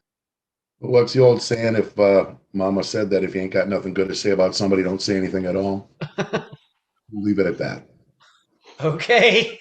I don't know how to decipher that, but I'll just leave that answer the way it is. Maybe that's something we need to talk about off air. All right, let's move on to this. Now, my understanding, though, is given that, for the last 20 minutes, we've been talking about Clarence and Jean, and, maybe we should be suspicious of them. I'm not sure what to think. I'm not trying to push anybody in any direction. But it does seem, though, that their descendants, maybe their kids, grandkids, nephews, nieces, or whoever, have been cooperating with this. Joe, what can you say about this? Oh, actually, after I gave that information to the sheriff's office about the extra land, I was pretty much shut down from anything they did after that. I had found out inadvertently through the daughters or the granddaughters that they did the cadaver search with the dogs, and that I guess I wasn't supposed to be told about, or it was supposed to be kept on the down low. So he just didn't want anybody else around or up there. So he didn't want us to tell anybody because they didn't want any interruptions or any other people, apparently. I don't know what he thought, we were all going to drive up there and walk in on it or what, but yeah. Who are these people? Maybe we just need to be specific on this. Who are these people, these family members that are being very, I guess, forthcoming, somewhat transparent here in 2022? Who are they, Lorelei? You don't have to give their names, but how are they related to either Jean or Clarence? Oh, Clarence's grandsons? Yeah. That still own the property. Yes. Yeah. And would you say that they've been very cordial with you and trying to help? We haven't been in contact with them. Oh, okay. The sheriff doesn't want us to interact at all. It's all, he wants to be in charge. Okay. So gotcha. We're not supposed to contact or anything. Okay. Joe, you have any insight into any of that? How do you think that is going right now, and as best as you can tell from your experience regarding, getting some more people on these areas that haven't been searched before? What do you think's going on there, Joe? Well, I think it's from what I understand, what I've heard secondhand, is that there was a potential hit on the property or near the property, but the dogs were tired and fatigued, and they usually want to get a second set of dogs in to reaffirm anything like that. And it was my understanding that that hasn't been able to happen yet. Right.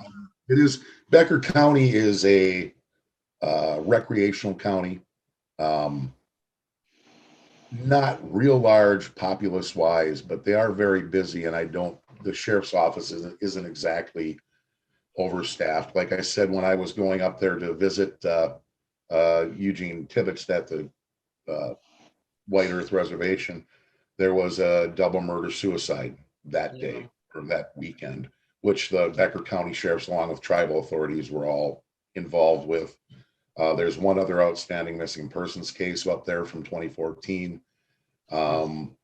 There's a lot of stuff going on there. So, and that's why the sheriff was so welcoming, and the investigators at first with the two cases I'm working up, they're both the same county, is that they don't have the resources to pursue the cold case stuff. And the sheriff said he had the time, he gladly assigned somebody to it exclusively, but it's a smaller department and they just don't have the manpower to do it. So that's why they were very welcoming to me to come in there, and they shared a lot of information to begin with. Well, I guess what we're saying here is, even though this disappearance happened in 1975, so that would be 47 years ago, there are things that are going on right now. There are things that are kind of on the front burner, maybe some searches that might be happening, getting onto some additional properties, things like that. Is that how you would portray it at this point, Lorelei and Joe? What would you say? Well, I know they potentially were going to do another search this past spring, and it hasn't happened, and now it won't happen until hopefully fall, just because it's too overgrown and stuff right now. But the last email we got from him, he was hoping to get out in late spring, and it never happened. So okay. All right. Well, maybe it sounds though that they are very aware of it, and I think that's always good regarding a disappearance that's 47 years old. Because my impression is we get to a disappearance that's old that a police department doesn't even probably know that it happened. But it's good that the people who are supposed to be responsible for it know that it happened back in 1975. Okay. We just believe we believe her remains are somewhere in that vicinity. Where else would she be? Whether she walked away from her car and or somebody did something to her, she's there somewhere. Okay, that's what we believe. And we just, at this point, we would just like to find her remains. We know we're never going to know what happened. Well, Joe, what you were going to say something there, Joe. What were you going to say? Well, I know they did when Lorelei and her sisters had gone up to speak with the sheriff a few years right before I got involved.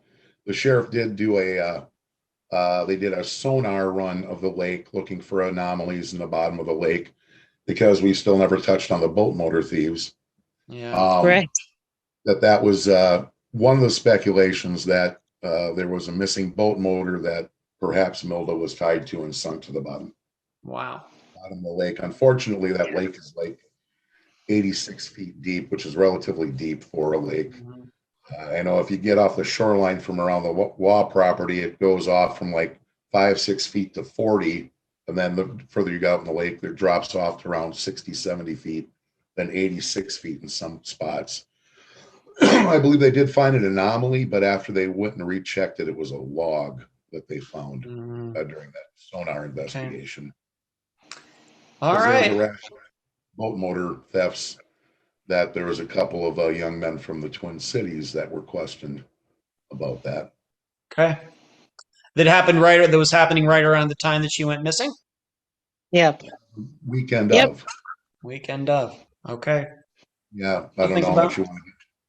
I don't know if we want to. I'm not sure we want to get into that. That'll just give you something to think about for the audience. However, let's just do a little theorizing here. Just some questions. Are there any facts to rule out the idea that Milda just walked off and got lost, and walked into the woods? Of course, maybe what might fly in the face of this is being that one search was done, nothing's found. A couple days later, they go out and a couple of her garments are found there. What would you two, say about that? Any insight to anything ruling that out? Maybe it could be just because of course, the research is done. There was a swamp there. Your opinions on that particular theory, Lorelai? My opinion is somebody else drove her car in there. Okay. She didn't. And they planted her belongings there to try to keep them out there in that woods. That's my theory. Okay. I Joe? know my grandma. I just don't believe my grandmother drove her car out on that road. Okay. It didn't look like a road. She wouldn't. She had no reason. It wasn't. There was no cabin out there. The cabins are on the lakeside. She wouldn't have drove in there. Okay. Joe, for you, thinking about Clarence and Jean, you've had, of course, 4 years to think about this, and thinking about those two, can you visualize a scenario where something could have happened, that Milda did get there, and something happens in which they feel that they have to cover it up? Where has your mind gone regarding that type of scenario over the last 4 years? I guess when analyze what could be a possibility is that maybe I don't believe there was anything necessarily nefarious. Perhaps something happened on the property to Milda, and that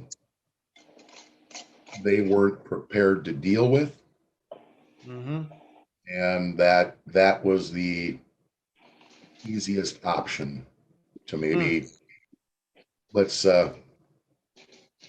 get rid of the problem before it becomes any more. I know just with and I don't know any of these people. None of us have ever met them, but Jean seemed like a socialite, who very reputable, had a thing, and if something happened on the property, it might not have set well. Like I said, just that's the only thing I could actually speculate scenario wise. Because I would say that there's no doubt that people are going to have a lot to think about regarding this disappearance. A car being down this road that only a four-wheel drive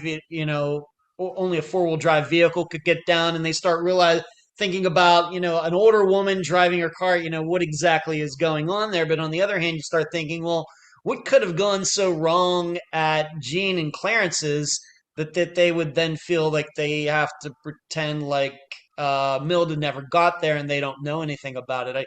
It's a fine line to walk, regarding all of that. I'm not saying it's not possible. I guess what we're saying is we as just trying to look at the facts as they are in 2022. It's hard to put all those facts together and come up with a cohesive, logical theory of why two people would make Milda, go missing, and it's just hard to understand. But okay, that's about as far as maybe I should ask one more thing because it's on the list.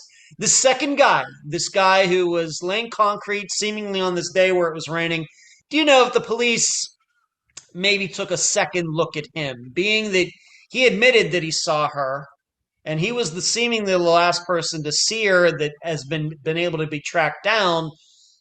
At least Joe and I would not expect Lorelai to know this, but certainly for Joe and I that have covered, read about a lot of disappearances, a lot of those times the person who has last seen the missing person, if we believe foul play happened, it's that last person who's done something.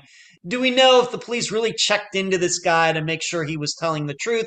Were there any other people there around him working with him that day to verify that, yes, she saw him and then drove off? What can we say about that? Maybe, Joe, you want to take that, maybe? Well, I think the party that had a fairly good reputation in the area. And I think one of the things when we go back to it, somebody the likelihood that somebody would spontaneously want to abduct somebody on the spur of the moment. Yeah. And the disposal of the car and the practical aspects of it. And that's one of the things we're talking in the middle of the day, where even with the boat motor thieves, it's like when you're driving either in the morning or at 1:30 in the afternoon, rainy or not.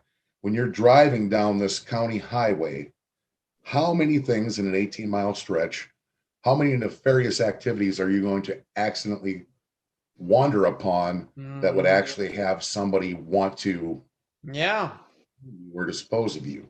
It's one of those things where you don't, and I can't even grasp what she could have accidentally seen unless somebody was actually murdering somebody on the road and she saw him, but I bet there's no trace of anything like that.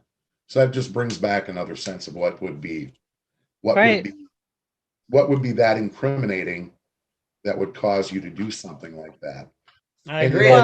It makes a lot of sense, Joe. Please, Lorelai, what were you going to say? Please. Well, in this road that she traveled on to get to the Williams place, there is no outlet of the road. It's just a road going along, a gravel road with cabins on the lakeside and woods on the other side. There's not a lot of traffic in there. It's just people that live up there. And, who else would have come across her? I mean, who else? It just doesn't make sense.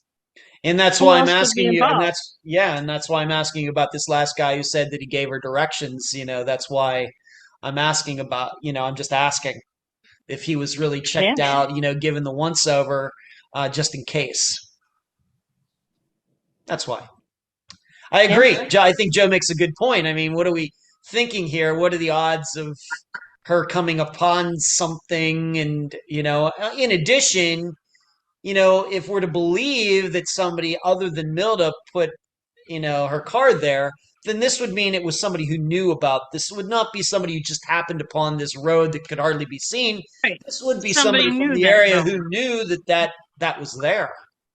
Exactly. So, we have to put that into our calculations as well. Okay.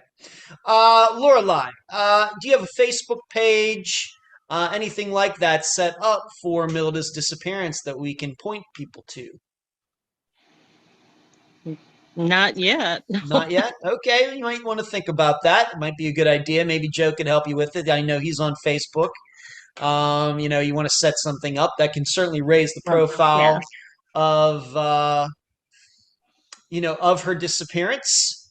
And maybe I should also ask you this. How has this affected your family over the past almost 50 years? Lorelai, how much has Milda's name come up maybe at family gatherings, at Christmas, at Thanksgiving? We talk about her all the time. Yeah. We talk about she's never been forgotten. Mm-hmm. Yeah. It's affected my mother immensely. Yeah. Still does. And your mother's still alive too, right? My mother is 83. Wow. Okay. Yeah.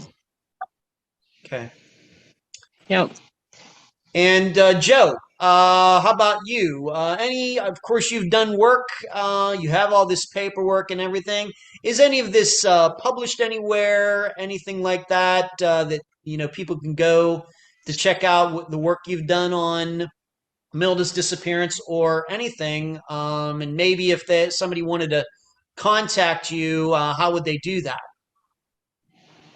They can try contact. I've got a personal Facebook page, Joe Kistner. For the most part, I've kept it. I'll put postings up as reminders during the anniversaries and stuff like that I'll share with the sisters and things. I was actually the last point where she was seen a couple of years ago in a short video there. Okay. Yeah, none of it's really been for public consumption per se. It's nice to have a story out there, but yet there's a lot of, in both of these missing persons cases, there's also a lot of personal things involved with that this in turn would be up to the family how far they want to go with it. Sure. I've talked about it on a couple other podcasts and things like that, but I haven't done anything basically on my own to push it out there. Okay, gotcha. I can appreciate that. Please. We have both spoke to what are they called? Mediums, Joe, or Psychics. Yeah, psychic? we're not gonna talk about psychic. We don't talk about psychics on Unfound, so Okay. we're just gonna leave that Okay. out of the discussion. So we'll just Okay. leave it at that. Lorelai, any final words before we complete this interview? No, we would love to get some closure. We would love to find her remains so that we can put her to rest. Okay. She's there somewhere. Yeah, I think that it's a very logical thought there, whether it was foul play or an accident or something in between. I think that is a very rational thought to think that she is in that area somewhere. Of course, Lorelai. And Joe, any final words for you? No, I just want to thank you for letting us be included on Unfound and giving us an outlet to talk about Milda's story and bring attention to that. And as we've mentioned before, too, it's one thing that to remember these families that they are going to bed every night now since 1975, not knowing what happened to their families. And that's something that we can. The flyers we see online are there instantaneously, and then they get filed away on some server someplace, and it leaves the news cycle. But these families are still there every day living this, and their stories, unless there's an immediate resolve, end up getting pushed by the wayside and forgotten. And I think that's something that there's so many families out there doing this, and that if we can take an occasion once in a while to remember them and just think of what they're going through every single night. I think that's important that we all think about that. And Milda's one of thousands. Yeah. And I can see personally the pain that Lorelai's mom goes through and the frustration and her longing to know these things. And I know I've spoke with her several times, and she still lives with that daily, that pain of not knowing. So I think it's good that if we can all remember those families on a regular basis. And I think that's what's great with you, Ed, your formula. Thanks. Not just reading newspaper articles, but you're actually talking to the family members and hearing their stories. Maybe everything might not be encapsulated in that, but it's as close to the source as you're ever going to get. And you're focusing it on those family members. And that's why I think it's a unique and a great thing that you do here on Unfound. Thanks. I appreciate that. Thank you. Very kind words. And I appreciate both of you being on this episode of Unfound. Yeah, and I want to just say thank you to both of you, Joel, for your years of help. You've been awesome, and thank you, Ed, for putting us on this platform, and maybe something will come of it. And those were my August 10th, 2022 interviews with Lorelai Voigt, granddaughter of Milda McQuillan, and Joe Kistner, an amateur sleuth who has been working with Milda's family. I thank them both for appearing on both audio and video for this episode. As I stated during the interviews, I've made a map analysis video for this episode, so please check it out at Unfound's channel on YouTube. In addition, I've been provided with a wealth of materials regarding Milda's disappearance. You can find those at our website, theunfoundpodcast.com.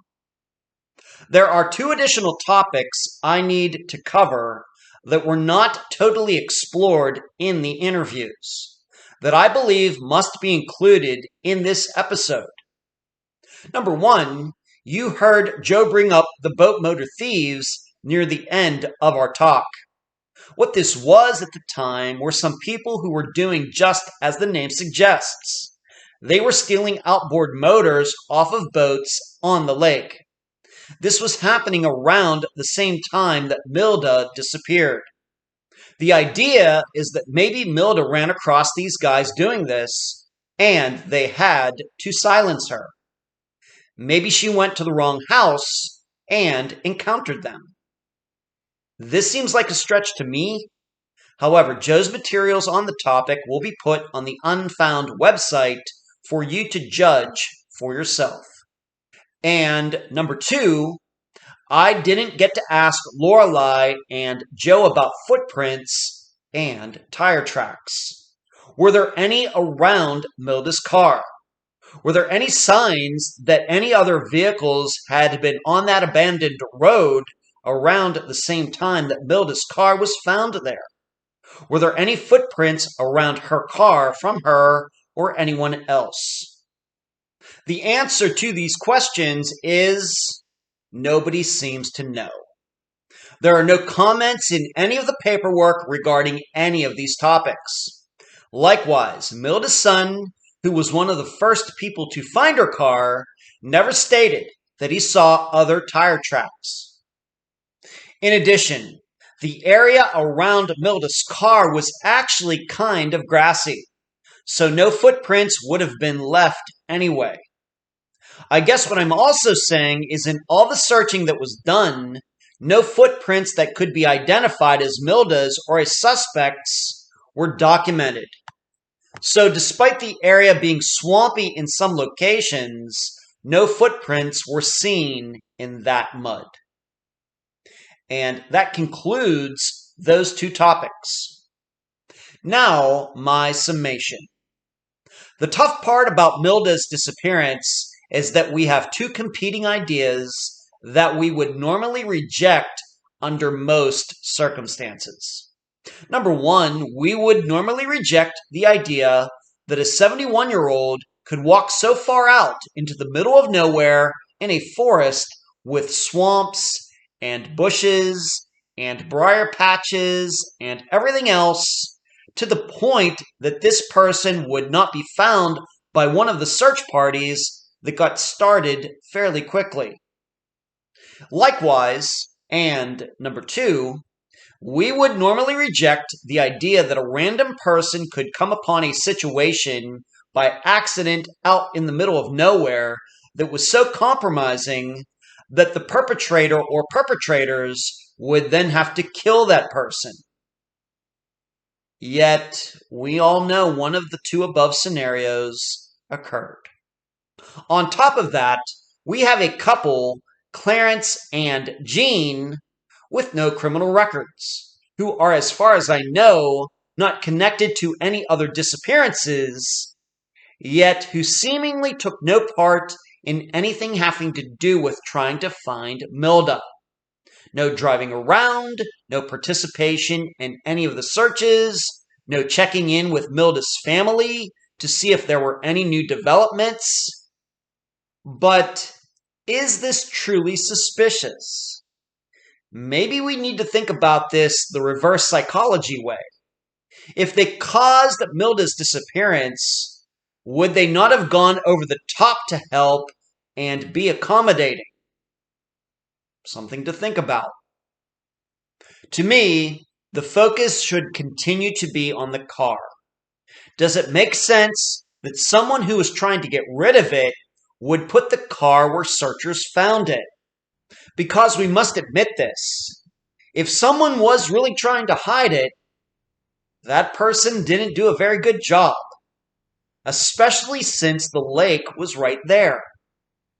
My hope is thinking about that and all of the other permutations of Milda's disappearance will someday bring the answers out of the sticks. I'll leave the theorizing up to you. And that's the program. Right now, while you are in your podcast platform, Spotify, YouTube, iTunes, wherever, give Unfound a 5-star review, a thumbs up, whatever that platform allows. I thank you for listening. I'm Ed Densel, and you've just finished this episode of Unfound.